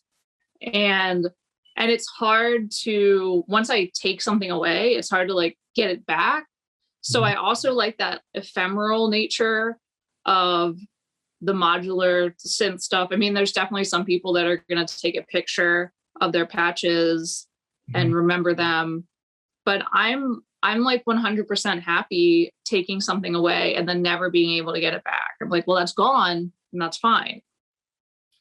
Wow. I was going to ask you, so when, you know, the clips that I saw, it's like, this sounds like so cool, so great, but it's like, and together, but that's just an improvisation in that moment. And you're cool with that. So that is inherent in the medium that you're basically, and I'm sure there's other people that you feel in common with, but it's unique to you in that you're creating it in that moment. So you like that about it. I do. I like that. And I definitely can record things, obviously. I can record things, I can keep things, I can sample things. But I mean, I'm more than happy with destroying something that sounds really beautiful and wonderful and then never getting it back. Now, for somebody who wants to, like, if I was ever trying to play like a song live, I'm not going to be able to play a specific song that I recorded live. Right. That's a sacrifice a little bit. That's a tough exchange, but you're at peace with that? You know what? I think I am, because I think we're so used to like pulling up replays or watching something again. I remember, so like I'm a high school teacher and sometimes I have to supervise sports games. And so I'll get really into it and watch them. And I remember I was watching this soccer game and there was this really cool play. Somebody scored a goal, something really cool happened. And I was like automatically thinking, I want to see a replay of that. Yeah. But it's a sports game at a school. Like, you can't get a replay. And I think a lot of times, like, people at concerts and stuff are going to watch through their phones. And I mean, I love my phone. I'm not going to deny that, you know, it's a thing I have, but we're so used to being able to pull things up, pull things back. And I think that I can record stuff, you can listen to it over and over again, but I'm not going to ever be able to recreate that again. Other people can, other people are different. This is just me. I'm more than happy to like just have this present time to play music. I love that metaphor that of the high school play. And I'm thinking of high school, like in a cool dodgeball game or something. Yes. Or something like that, where like, oh man, you know, I caught the ball. That was so cool. Like that memory or that part of me is so more important to my life than some photograph or whatever. Not to diss photographs or replays or something. It almost seems like that's the struggle of our time right now, you know. Yeah. Especially in art and New Directions. Yeah. Talk about New Directions. Yeah. And actually, yeah, I'm doing a show and let me just say, like, I like that. I like I mean, I was thinking of the word brave. You know, I don't know if that's the exact right word, but as an artist, like, people are trying to do something, and because we live in capitalist world and because we live in a world that's highly status oriented, you want to take this thing, commodify it into status. I did this thing, I'm next to this person, I'm doing this, so my status is now elevated in that way. And as an artist, obviously you want to be noticed, you want to be commodified to the degree that you can pay your rent, create your art, those kind of things. But if you commodify yourself too far, you could lose the plot. But Chaka was egging me on to plug my own thing, you know. So I have a show that's on this thing that Vans is doing called Channel 66, and it's all live. So it's a 2-hour show, and sometimes it's really awesome. Like sometimes it's terrible, but sometimes it's really it's great, awesome. And then people, you know, write me on the internet and on Instagram and say, how can I watch the show again? And you can't. It's just within this 2 hours. And so when the show is awesome, part of me wants to go like, damn, I want people to see that awesome thing because they will enjoy it and it will enhance the show. You know, more people will tune in because this clip will echo through. But I'm starting to tune into exactly what you're talking about. And I'm not saying like, again, like I don't want to use the word brave because that's just, this is what was given to me. But because it is what it is, I'm really appreciating that because I think in the world right now, this is a rub. People like don't know what to make of something that they can't, hold, look at, watch again when they feel like it. People are not accustomed to that anymore. And, you know, like you're much younger than me, but you're seeing younger kids as a high school teacher. And, okay, I wouldn't put a value of good or bad on it, but as an artist, it's something we have to work with. Yeah. Am I right?